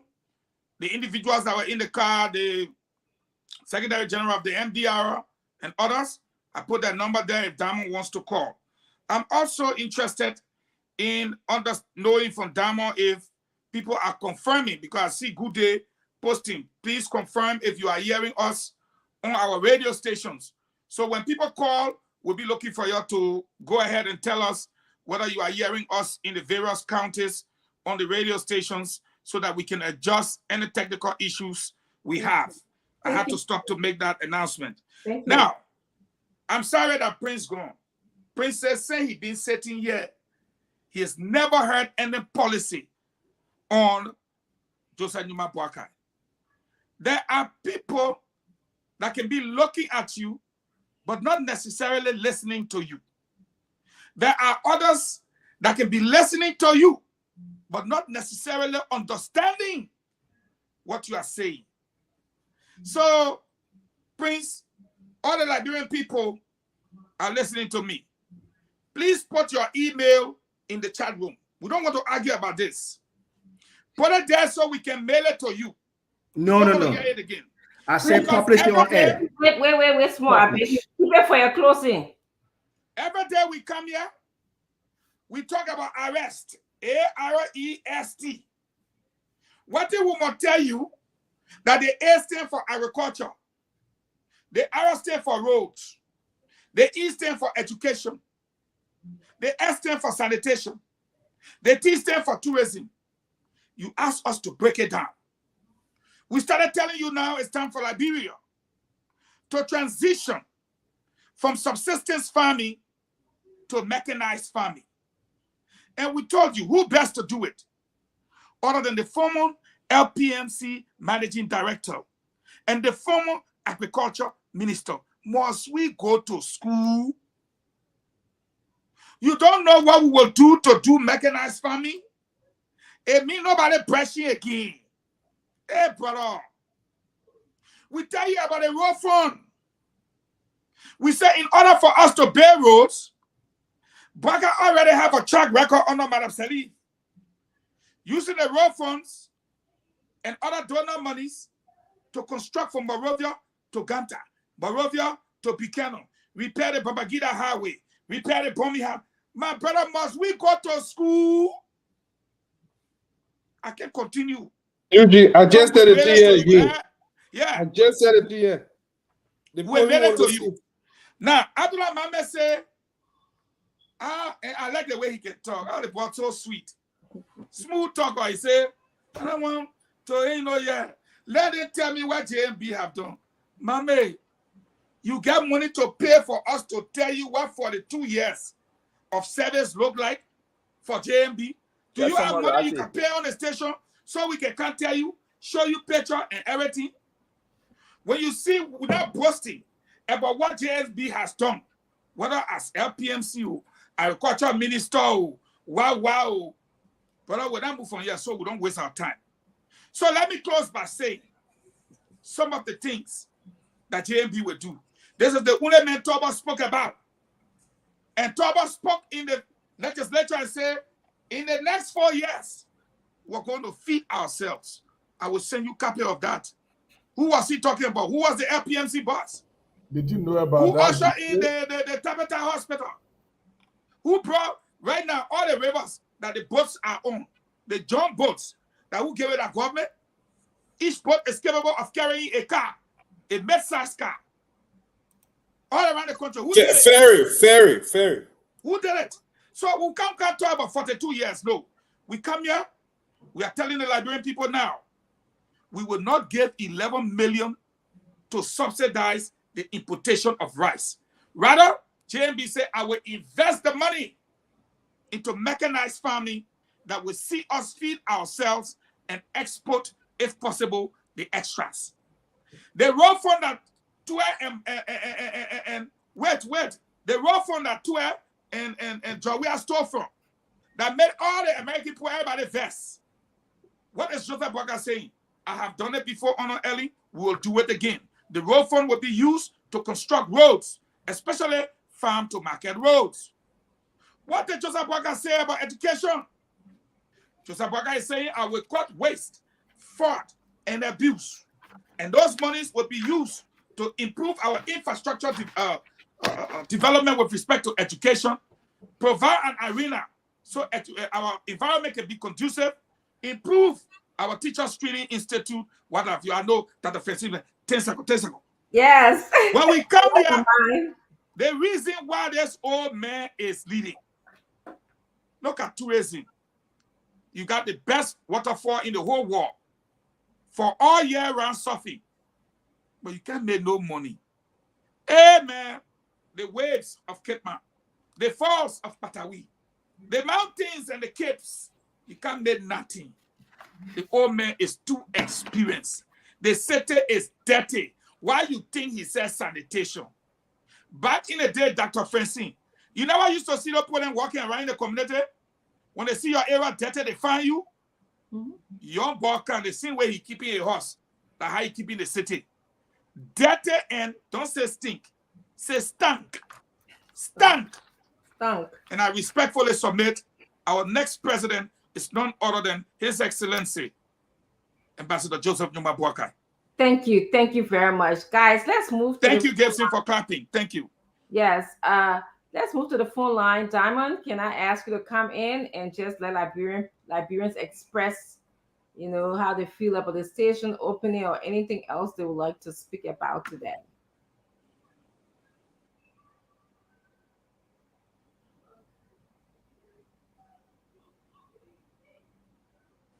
Damo, my man, I miss you, man.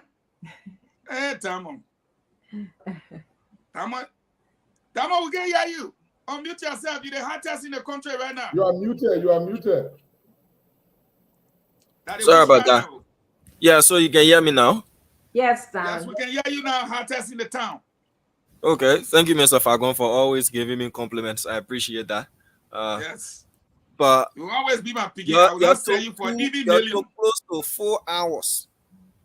And the station reopening, you're just past around here. Mr. Fagon said you're not talking about it that much. But what about all those people who have been there for us? Checking, praying, giving us Pick their it on me, unwavering Oshin. I will support, tell them thank all you of when they those finish things. talking. You want me It Oshin was now? just keep to the side. It took 3 hours. I was just listening. I was like, when was that going to happen?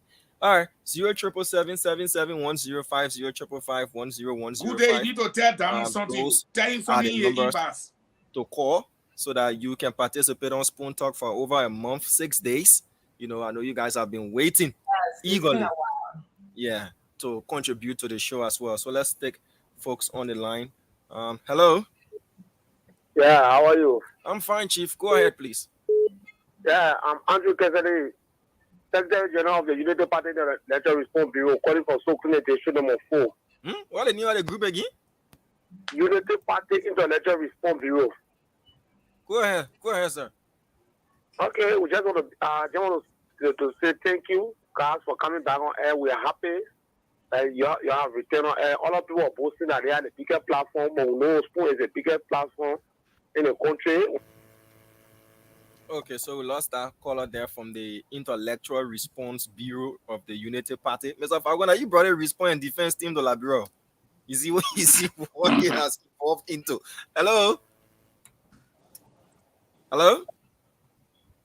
Good evening. Yes, sir. Let's hear you out, please. Thanks so much, Dama, and let me say thanks to the panelists, especially for the guy, the rest of the other panelists for the opening of the station and for the discussion so far. I'm going to say question when I call this live on this is my dating. The you chairman of the CDC and communist the president. The decision by the court to reopen the station for us, even though we appreciate it, but we believe that the rights of thousands of Liberians to information was violated. The station was arbitrary to the same floor. So we for reopen our station, we looking forward to keep listening to sponsor. Thank you, sir. Thank you. Hello? Yeah, hello. Go ahead, please. Let's hear you out. Yeah, that was now I come on. I'm fine, boss man. Yourself? Thank you, no complaint. Go ahead, Chief. Yeah, that's good. Only thing I gotta tell the sedition 2005, Georgia is not campaign. 2011 is not campaign. 2017 again, Georgia is not campaign. But 2023, Georgia set it on the feet because of what? He had one is still on him. The only thing I get to tell the citizen people name more family to go sit down. Only thing I get to know, Jose Nima Boga is my president, next president. See you. Thank you. Chalana. See you. The Bepo period there, so you can't even continue again. The sentence end. Hello? Yeah, hello. Yes, sir. Let's hear you out, please. Go ahead. I'm Sabine S. Sofana, a member of the Unity Party, and I come from the LWA community. Go ahead, sir. Brother Falcon, I will take this time to extend my resolution greeting to you guys. My fair heart and congratulations to you guys.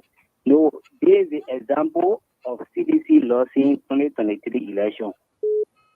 We all know, since we have done the land, we have damaged the country.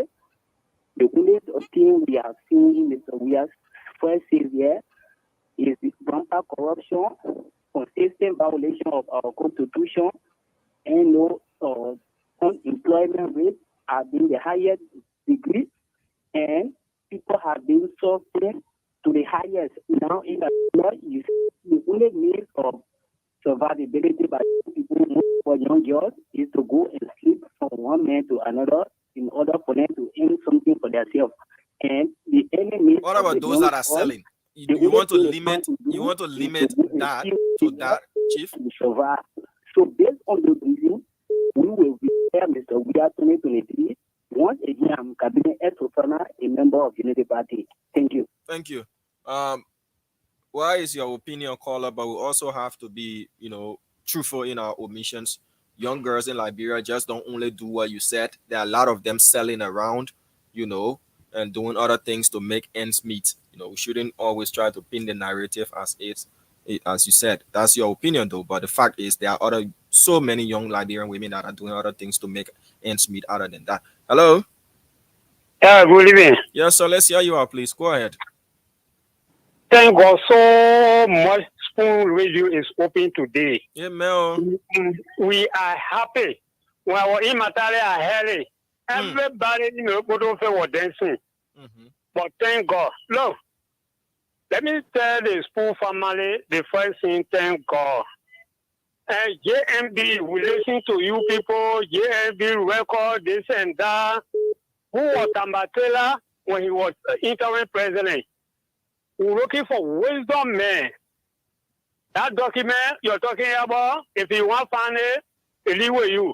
But Fagwa has explained enough. When you have ear to hear, you will hear it. If you decide not to hear it, you will not hear it. I even comment on Prince.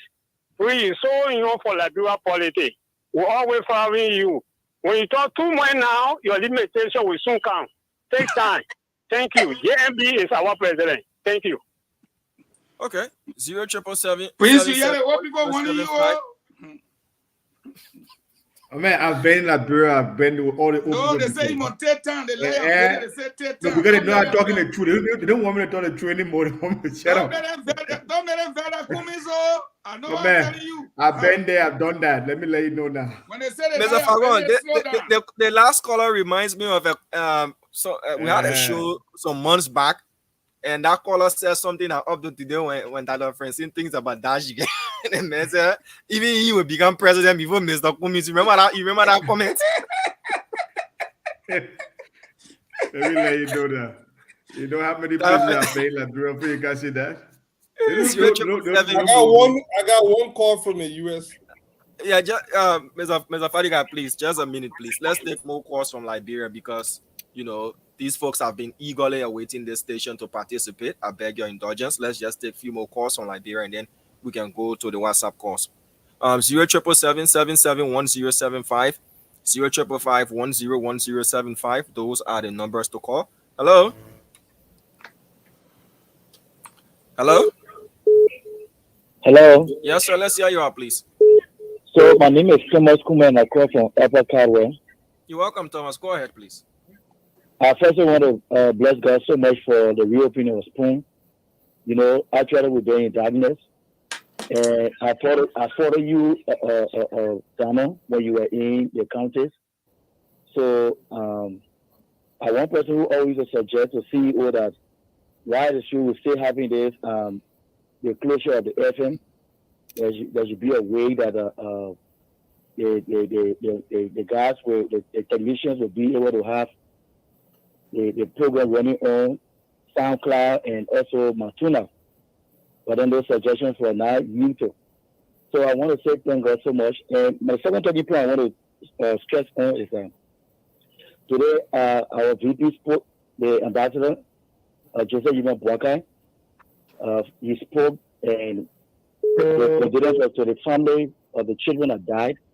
And also I want to add my voice to that and also say sorry to the bereaved family. And because actually the country is mourning, all right? Though they might not be United Party. But on the other hand, I will have another time to speak on another issue with Honorable Fagon himself. So that will be for another day. Thank you so much for affording me the time. You're welcome. 0777-771075, 0555-101075. Hello? Hello? Hello? Yes, sir. Let's hear you out, please. Go ahead. All right. Patrick from Delhi. I am senior advisor to the Independent National Street Band of Liberia. And I just want to say thank God for the people coming back. And I say school because this is where we get information as relating to matters when it comes to the political terrain. And I also want to applaud Fagon for standing by the Unity Party, with especially getting on the train. And I just want to say again, because there's nothing we can say with the presence of Fagon being in the studio. So Fagon, bravo, Unity Party all the way. Thank you. Alison, do you still have the person on the line there? Okay, so you can take your caller, please. Caller, go ahead. You last. Good evening. Spoon, I want to say my name is Heinz.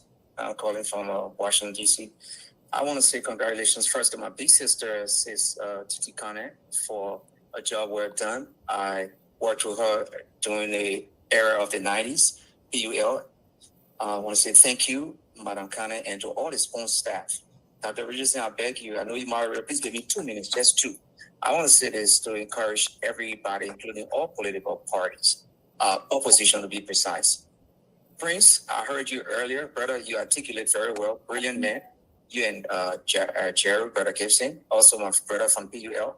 I want to say, guys, when we come on here, our one goal is to offset the ruling party. I think that's should be our main goals.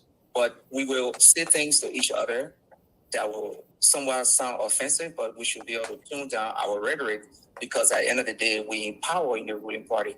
What our goals there should be, we should sit back and look and ask, many Liberians should ask themselves, how do you feel now compared to 6 years ago and prior years ago, even during the era of President Taylor, who I didn't like at that time, because we suffer on a, what you call, real dictatorship. How is your life now compared to 6 years ago? Can you afford? When I went Liberia 2011, Caller, please wrap it up. Simon, please ask caller to wrap it up. Okay. All right. I just want to say you guys can come on this platform, the ANC, the CDC, the UP, put one goal together. Based on the numbers, we know that some of the parties aren't going to go anywhere. Support the ruling, not the ruling party, support the party that you think is necessary that can go against this current government. That we all saying here, corruption is number one killer enemy. I thank you. Thank you so much. Oh yes, I'm gonna go ahead. Okay, let's go back to the local lines here. The WhatsApp number is also pinned. 0777-1075, 0555-101075. Those are the numbers to call. Hello? Kindly reduce the volume of your radio set, Chief. The feedback is terrible. My name is Gabriel Williams. Go ahead, Gabriel. Thank God we are back. We are. We're standing back. Mm-hmm. And God will bless you. Amen. I thank God to Titi. Titi, that great woman. She stand by the Liberian people. And I really crying. Our station on back. And we are back. Only my message is, Fagon, stay strong. Titi, thank you. And we thank God for everybody in the station. We are back. We are back. And we are back. Nobody can stop it again. Thank you very much. Thank you. Only message I get for you. JMB all the way. Hello? Yeah. This is a Spoon. Go ahead, please. Let me say welcome back to the Spoon family, and we are happy to listen to you guys elaborating on critical national issues. So the guys who every day they are castigating Ambassador Bola, we are carrying on. We see that you are promoting enemy. So everything you say, they may know. You go in the federal, you use our word. Thousands of people, all of them in our federal, they feel that it's their peer. So everything you say, the Nigerian government, they see the part that you got more experience than the other people. So you are promoting it indirectly. So we don't have power with those things. Those things are meant to carry out to the market. That's why he is leading in every direction. You can do you can do whatever way. You can do moving everywhere. So thank you. You guys are helping us, and we'll win the team bigly. Thank you. Thank you. So let's put a pause on that for now and go to the WhatsApp line and take those watching us from various parts in the world and wanting to contribute. Let's take this person here. Hello. Hello. Yes, ma'am. You live? This is Ezra Washington. I would like to add up and also appeal to schools.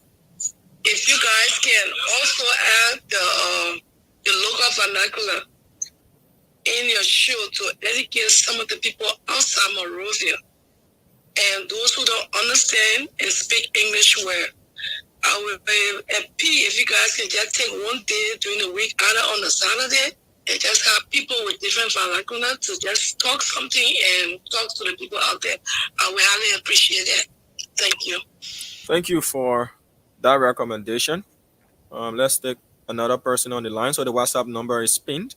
You can call +231 770 304519 to put your point through. Hello. Yeah, how you coming out? Fine, Chief. Let's hear you out, please. My name is Mohamed Zenga, according from Logan Town. Go ahead, Mohamed. I'm thank you for the show, man. You're doing extremely well for the show. I think you are always monitoring it. Thank you too for taking up your time to watch and listen. All right. Okay. All right, Mohamed. So Mohamed just called to say thank you. Hello. Two more and then we go to closing, okay?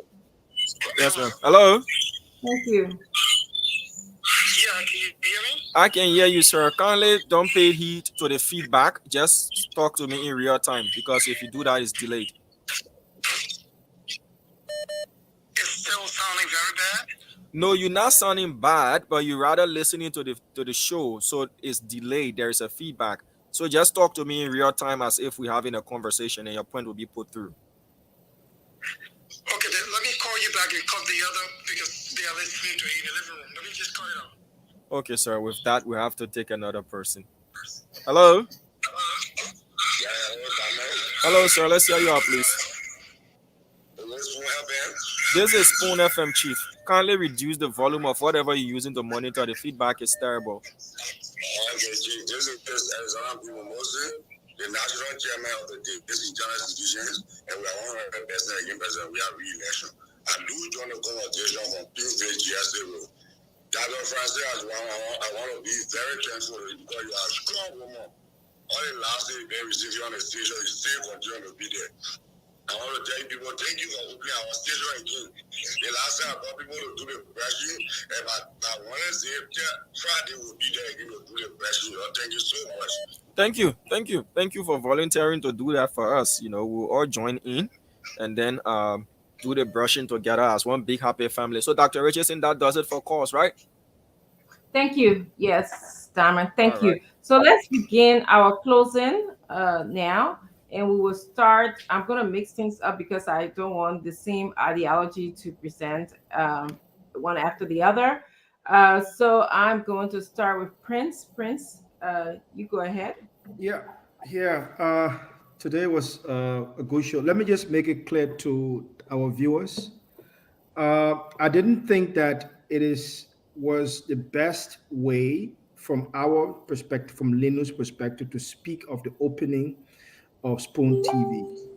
Our position was to be a supportive partner with Spoon TV in the advocacy. If you go on Linus' Facebook page called A New Liberia, you will see that we have a post there about the opening of the station. I would have hoped that, in fact, we were hoping that was the authority of Spoon TV, especially Stanton, to come on and speak about that. We also thought that it was also the responsibility, because if there's anybody that have been very, very vocal, please, as much as I can disagree with Eugene Fagon on national issues, I've always supported his position on the issue of press freedom and the freedom of Spoon TV. I've supported him 100%. I don't think that he's been wrong in speaking vocally, passionately. agile about the opening of Spoon TV and showing his anger in that direction. I was justified, and the result is now that Spoon TV now has its station open. So it is not only to the Spoon TV family, I would say thanks and congratulations. I also say thanks and congratulations to Fagon here on the show. Fagon, as I always said to you, I will be just when you are right. When you're wrong, you're wrong. In this issue, you are absolutely right. And congratulations for your continuous advocacy that has yielded this successful end. Thank you very much. So we say thank you, and we're waiting for Stanton to make the formal announcement on that, because it's not our place; it's a place of Spoon TV. With that being said, it is of no privilege of ours to go after United Party establishment. No. If anyone have always watched me and Lino and Dr. Moniba on this platform, we've always talked about the issue. We've always specified the issue there is. But Dr. Moniba name has been put in this basket of others where people can just lash at him because they all have their preconceived notion of Dr. Moniba. And I'll be honest and I'll be blunt about it. It is my cardinal responsibility to protect our platform. It is my cardinal responsibility to protect our position. It's my cardinal responsibility to make sure that Dr. Moniba policy, ideas, and ideologies are understood by the youth of Liberia, which now the youth is beginning to understand that. So I have defended that position. I have made it very, very clear from the very beginning to everybody on this platform that I served. As a matter of fact, I always say His Excellency, Ambassador Boyka, because I served him. And I said on this platform with caveat, there's a reason why I say His Excellency. Maybe people will not know that, but I know that people at Ministry of Foreign Affairs knows that. But I would not sit back when something is wrong and I don't call it out, because I'm a man of the cloth. So I have called it out. I have said many times over, it is about time that United Party puts out that platform on their website. Don't send it to me. I don't need it. The Liberian people need to read it, not me. I know you can talk rescue as much as you can. That's fine, but put it there. So that's it. Everybody who wants to read what Dr. Moniba is offering Liberian people and why the youth is now following Dr. Moniba, please go to www.moniba2003.com. You'll find it there. Or go to Moniba on Facebook or A New Liberia on Facebook. You'll find it there. Now, I do agree with everybody in terms of the reconciliatory conversation that we need within the opposition. I do agree with that. But it is, and I do agree with my colleague here, Ambula. We are all from different political parties and we have different political ideologies. I will say clearly that President George Weah is not fit for the presidency based on how he has ran the country, how he came about with his pro-poor agenda and he has failed miserably, and how he has allowed Samuel Twe to constantly lie to Liberian people. Everything that they have been doing has been in the public eye. The public trust has been broken. 30 seconds, Maxwell. Let's go entity. So it is incumbent upon us to understand that Dr. Moniba has said over and over that because the public trust has been broken, he is here to restore that public trust. And I believe that he has the potential, the energy, the capability, and the know-how to restore that public trust. And he will come October 10th. Thank you. Thank you. Let's go to Fadiga. Fadiga, I'm going to crisscross to you now. Well, I wish we would come here and go after President Weah, but it seemed like the rest of the candidates, the surrogate seems to be beating the biggest candidate in the race, which is understandable. Even though it's not working, we understand that it's not working, but I know that we also come to this election not believing that everybody would just automatically jump on board and start to praise and worship praising Ambassador Weah. This is part of democracy. Different views, different perspectives. And at the end of the day, What will unite us is this biggest 800-pound gorilla in the room, George Manawia. We may disagree. I know sometimes some of the people think, look, folks out there that listen to us and think that we are arguing among ourselves, we are more cordial in the back than you guys see of here. So don't take this to be anything. It's just, we're just trying to give our position out there. There's no anonymity here. We are all very, respectful of one another. And we just have different views about different people at a time.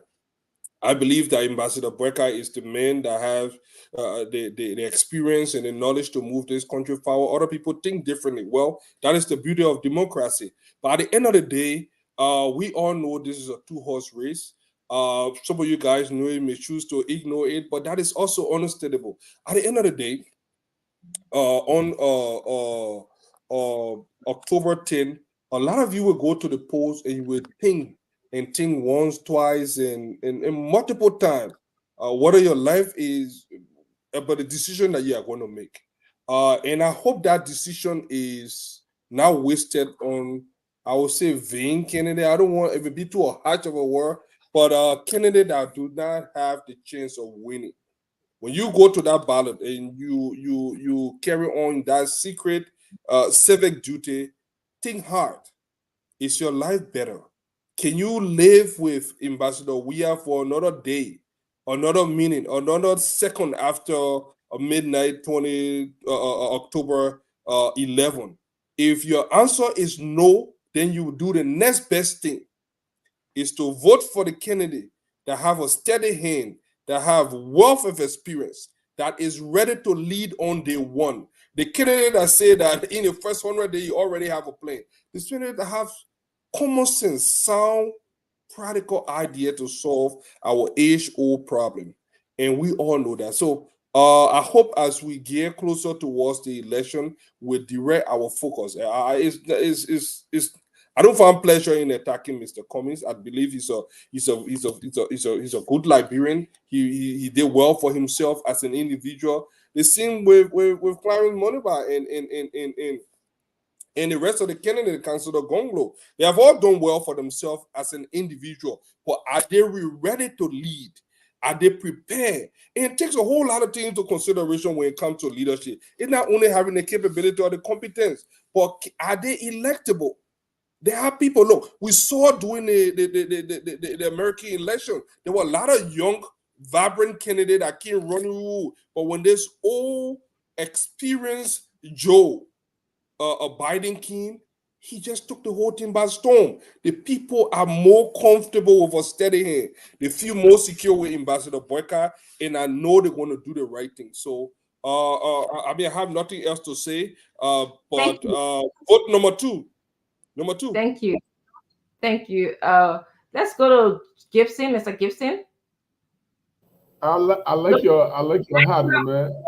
Maxwell, where Maxwell going? Maxwell, we gotta stay until everybody finish. I got one for you. I got one for you if you want. I'm always here. Okay, good. I just want to. And I will call you. Go ahead. I think Jerry. I send him my address to you so you can send me 2 or 3. Oh yeah, well, Let me give Jerry the time. Before you start talking about hat. Before they had market, y'all gave Jerry the time. They can talk about hat. We're begging for hat. We're getting hat. We got a sticker for the phone. We got a sticker for the phone. No, y'all get you. You tell the toilet, y'all can go in the park and talk about your hat market. But let me pay for it now. Yeah. These the people that enjoy themselves. When you're free, you let me know. They minute. Look, Dr. Richard, me tell you something. Every day, the TNT UP support us on who can be texting, they can be. No, I don't know you. If I don't know you, the TNT UP supporters that are writing comments. They pray every day for me not to appear because when they see my face, they say, "Hey, God."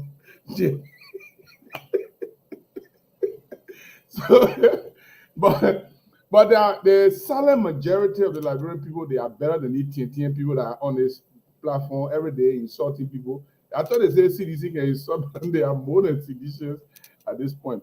But what I want to talk about today is one thing I've not talked about most of the time is that Councillor Gonglo's 100 days better Liberia agenda. Number 4, I have not talked about it more of the time because I talk about other things. Even yesterday, when I was on the air in Nima,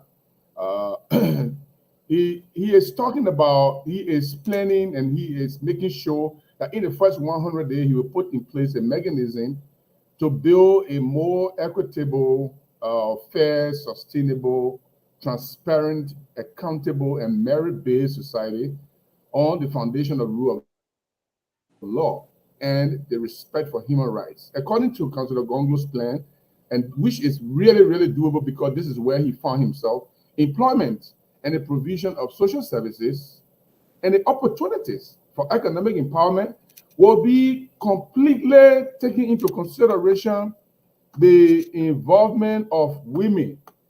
And he has vowed to at least, if he when he wants to become president, to employ in his cabinet 50% of women. Female involvement in the Gonglo government will be 50% cabinet position. So it will have 22 cabinet positions. 10 of those positions, 10 of those cabinet ministers will be female. And that is very key. It's something I have not talked about. Most of the time when we talk about equity in government positions, people play fun with it. They employ 2 or 3 women and they say, oh, yeah, see, we got women minister too. But we want to make sure the total involvement of women into the governance politics in Liberia. And it is key because women, when you get them the chance to do something, they do it very well.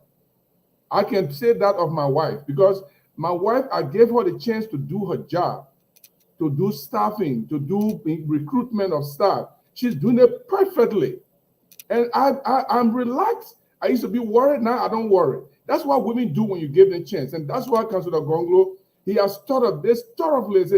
If we give the women a chance, and if you are a woman out there, qualified woman out there, Dr. Richard said, your position is a show. Anybody who is qualified out there, if Councillor Gonglo become president, the women will be considered affirmatively, positively. And he is thinking about making 50% of women cabinet ministers in Liberia. So there's not going to be a stereotype situation where you get 2 women there, then you say, oh, we get women in our government. No, we're going to make sure that the equitable distribution of positions will be practical this time around. So I just wanted to say that. And look, let me tell you something. Anytime I come here, until this run is over, I'm going to tell people that I want to get at the top. Councillor Gonglo wants to be at the top. The way to get at the top is for Councillor Gonglo and us, we who are his surrogate, to tell the Liberian people the weaknesses of the person at the top, the inability of the person at the top to perform the duties that Liberian people want. We have to make the distinction. So if you don't listen to us, and say, we know Councillor Gonglo is competent, qualified, and zealous enough to be the manager of this country. If you don't listen to us and still elect Joseph Boakai, we support Joseph Boakai. If you don't listen to us, you let anybody else, we support them. But at this point, we must tell you that the man at the top that going against CDC is not the best person for our country. We are making mistake again. We brought in one popular man, the popular man that disappoint us. Then we say, oh, the other man, the people have decided. No, let's not say the people have decided. Let's look away from that and choose Councillor Gonglo because he has the ability, he has the message, he has the ability to push this country forward, to make the distinction. That's all we are saying. I don't know why are you 10 seconds and why are you people, people on here? Why are you people just cussing every day? Why we know you honor Kowa Boakai supporter. You will come home. And you see again, I honor Kowa Boakai supporter. I honor Kowa CDC supporter. What am I? What am I? a Boakai supporter or a CDC supporter or a Gonglo supporter. I spend my money on Gonglo business. Then I say I'm a supporter for this person. So I crazy man, I'm gonna take my money, I spend it on somebody, but I support somebody. How crazy can somebody think like these 10 people on this land making comment? These 10 people. All right, So thank you. I Let's just go. want to say that. Thank you so much, Mr. Chiru. Ambula? I want to put out two numbers here for us to look at. We did a post-election review of the results from 2005 to 2017. The fact is, the election has been a two-horse race between Unity Party and CDC. That's what the data show. But here is what the data also show that gave us courage to support Councillor Gongolo. Over 26% of the registered voters in all the elections did not vote for CDC or Unity Party. They rejected it and said they don't want it. They don't believe in CDC. They don't believe in Unity Party. 26% of Liberian voters say they don't believe in CDC. They don't believe in Unity Party. That is over 570,000 voters who do not believe Unity Party or believe in CDC. From 2005, 2011, 2017 election, up to 26%, 24.6% of the voters did not turn out to vote. So they did not believe in Unity Party, they did not believe in CDC, they did not believe in the other candidates. They stay home, they did not vote. So we have a huge portion of voters. If other people feel that they got vote in bank, that's fine. We believe that there's over 570,000 voters who said from 2005 to 2017 that they do not believe in Unity Party, they do not believe in CDC, we will go after them. The over 26% also that also says they not believe in any of the political parties that contested and they stay away from the voting precinct, we will go after them. Our strategy for going after them is simple. We tell you that you have problems. These problems have been existing years in, years out. Unity Party came and tried to solve them. CDC came and promised to solve them and make it worse. We are telling you we can solve them, and this is the candidate we're presenting to you. We present his past track record of achievements in public service. We tell you what he would do and how he would do it. We tell you that Gongolo was Solicitor General for 3 years. He transformed persecution in Liberia. That's the summary of his achievement. He worked with international partners that made prosecutors across the country to have at least a bachelor's degree. He canceled the moot court across the country. He changed a detention center, an arbitrary detention center, into a training center for prosecutors. He told President Sirleaf, I cannot wish harm as Solicitor General. I will not prosecute the grand jurors because I don't find evidence to do so. She had to hire a private prosecutor to do that. It speaks to his integrity and principle. We come to Labor Ministry, what did he do there? We tell you what he did at Labor Ministry. He enforced regulations that created jobs for young people. He enforced the regulation on the U.S. government. When the U.S. government was building the embassy, they requested work permit for certain people. Gongolo refused. He said, these jobs can be provided by Liberians. We will not give you work permit for these people. The U.S. ambassador paid him courtesy visit. He said, yes, I say so. And they employ young Liberians and train them through a gradual process that they developed with the Ministry of Labor.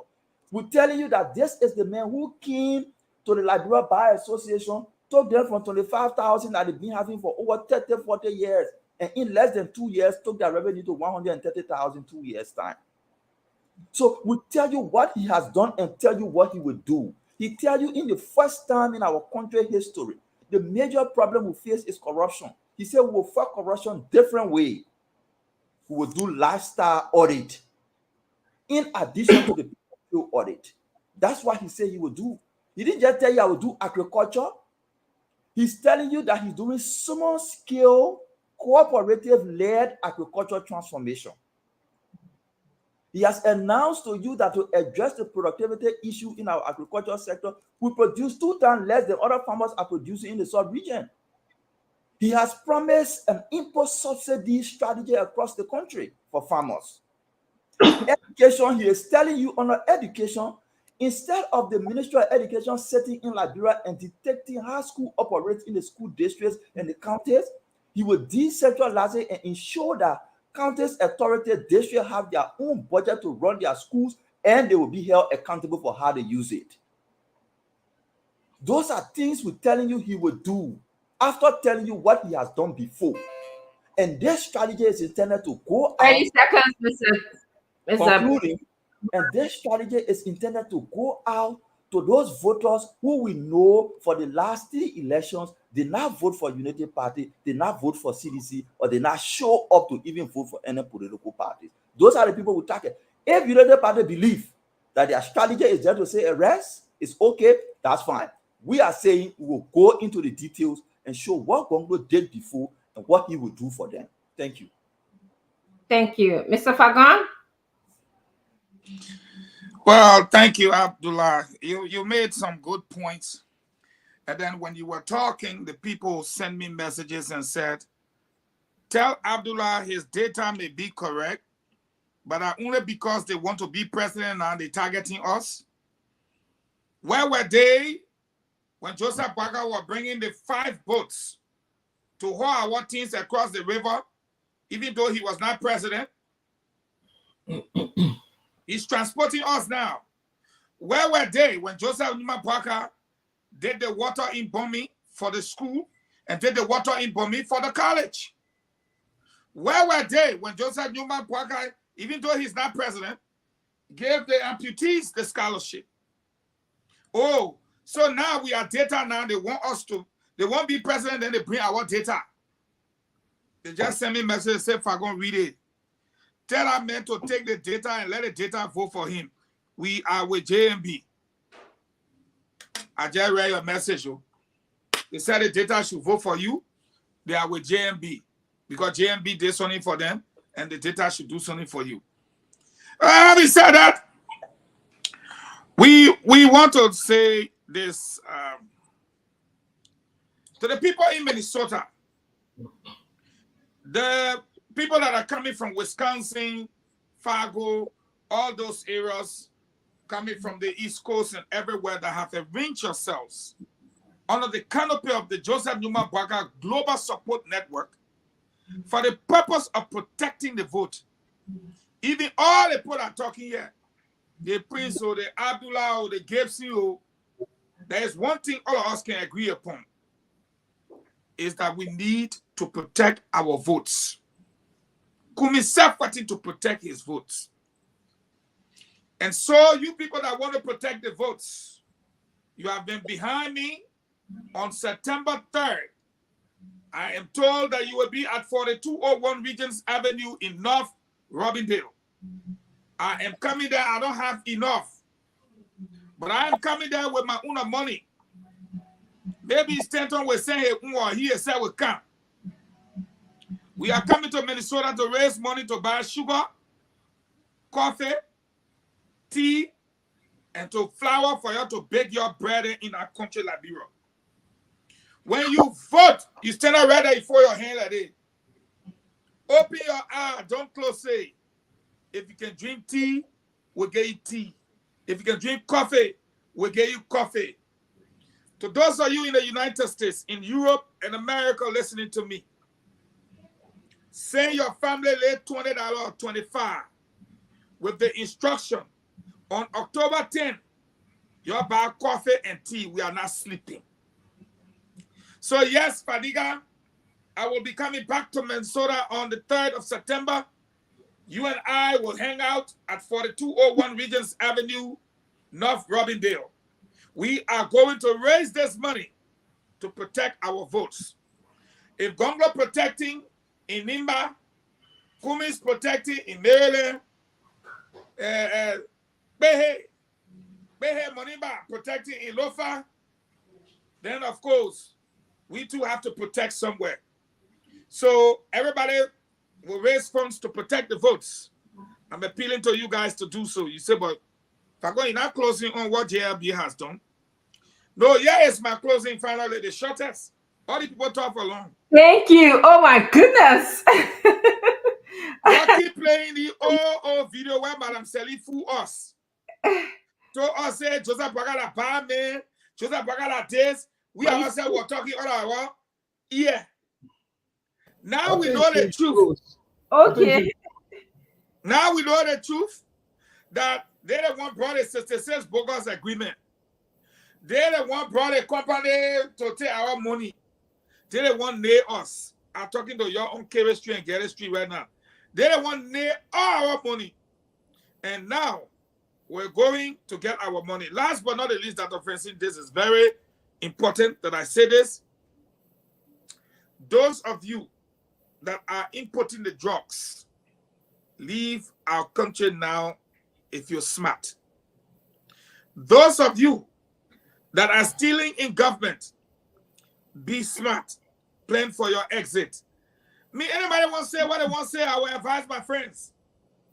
Because by the 30th of January, the orange jumpsuit, the handcuffs, the military that you see passing around, 75 army officers are assigned in Bear Mountain to man a goal.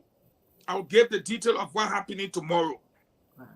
But that army will be used to raid the 856 ghettos and make sure that Liberia is once again cleared of kush and of drugs, and our little brothers and sisters can live in peace, and we can hug them and walk with them on the streets. I respectfully submit, leave the country now while you can.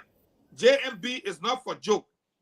This old man are looking for 17 houses. Is to protect our voting, just JMB or general. This old man gets in, let me finish. This old man is not This old man is not looking for horses. This old man briefcase is older than all of y'all. This old man still living in his 51-year horse.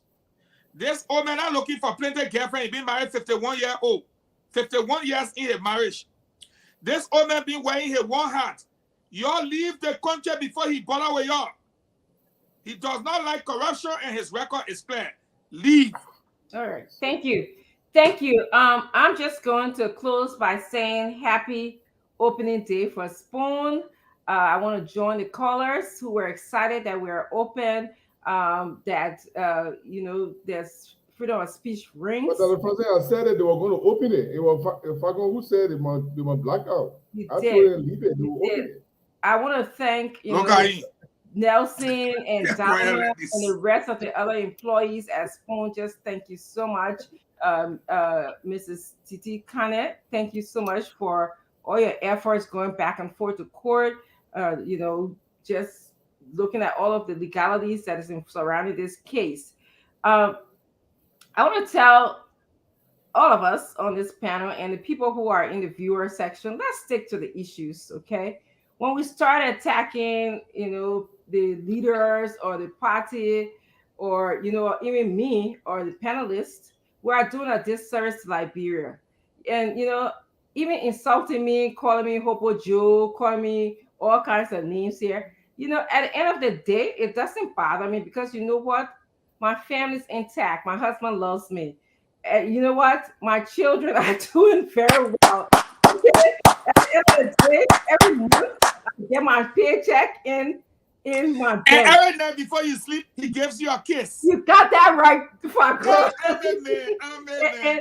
And furthermore, I'm going to be starting class August 8th. When I walk in that doggone class, student says Dr. Richardson. So I'm so proud to tell you guys, you can continue to say whatever you want to take. One thing you can't take away from me is the length of time I spend learning. And I want to tell you, rightfully so, when Father God told you, when we sit here, we're friends. I talk to Father God all the time, don't mind him, even though I have ideological differences. You would talk about, the prospect in being a psychologist and going to the field. And this Mr. Fagon you see sitting here, days when I want to quit, who can give me words of solid and who text I can go to? Fagon. Fargong can tell you, don't you quit. Don't you let anybody shut you up. You need to speak and speak your mind. So, don't mind us here talking about our differences, but we want to actually filter the candidates so that Liberian people can see. We don't want to do a disservice to you. I'm going to end, and actually, Mame, your statistics about who's going to win is true. Usually, or who won in the last election is true. We've got the same statistics in our inner house that it usually is Unity Party and CDC, but there's a large percentage of silent voters or undecided voters that we are going to speak to. Okay, and it seems this way on this show that everybody is Unity Party because majority of the panelists here are Unity Party. So this will skew your thought process as to who is winning because they say they're winning. But there's a lot of people in Liberia that are just undecided. I want to close by saying, Liberians, we are not going to take your privilege of voting for granted. We want to come to you, Mr. Cummings, and Councillor Bromsky will be coming to you to make a case for a deserving Liberia. We're not going to feel like entitled. We don't feel like we always won. We know that until elections day, Liberians will be making up their mind, and it's not going to be over until it's over. But let me share with you some of Mr. Cummings' priorities when it comes to good governance and rule of law, something that we're lacking in our country. He talked about increasing transparency and accountability through strengthening existing integrity institutions. Keep your eyes open, guys, because right now the legislature was just called back, and one of the things they're going to be looking at is confirming the appointees that were made by George Weah. So this is what Mr. Cummings is talking about. He's not going to do midnight appointees of people on the anti-corruption institutions. He's not going to do that. Okay, he's going to do broad daylight where all Liberians are being informed. He want to work on balancing out the government spending. We spend too much money on just government employees. We have to cut that wasteful spending out. He wants to improve the private sector so everybody would not rely on government. Most countries that are succeeding, everybody do not allow on government. Government is not the largest employer. He wants to, if anything, he's going to improve the services of teachers, police, nurses. Those are instrumental people in our economy and in our society.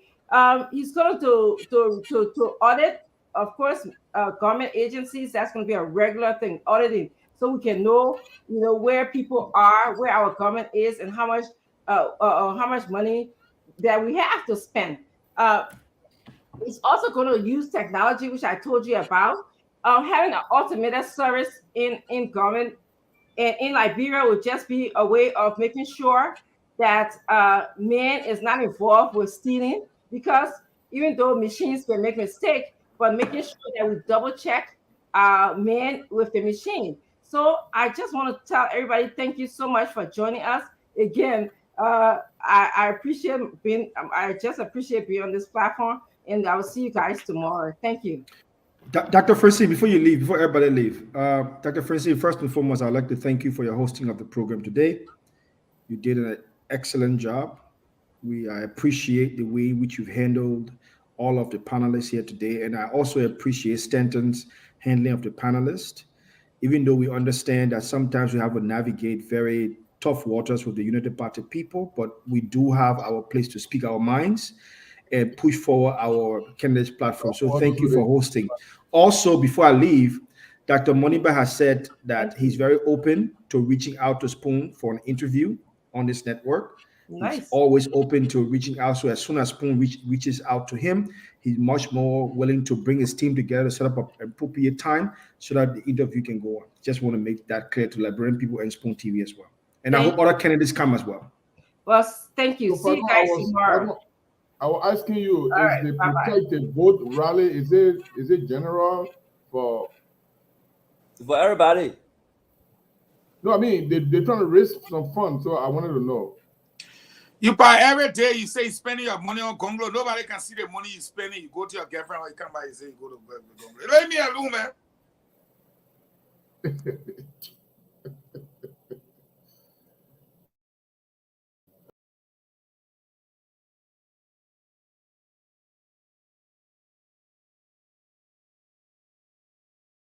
We want to say thank you for joining us on this edition of the program Spoon Talk. Thanks for making your contributions in the comment section. Thanks for following the program tonight. The invitation is yours to join us for another edition of the program tomorrow. Until then, have yourselves a good night. Coming up at 1 a.m. Liberian time will be the program Late Night Politics on Spoon. I'm Nelson Colette. Have a good night.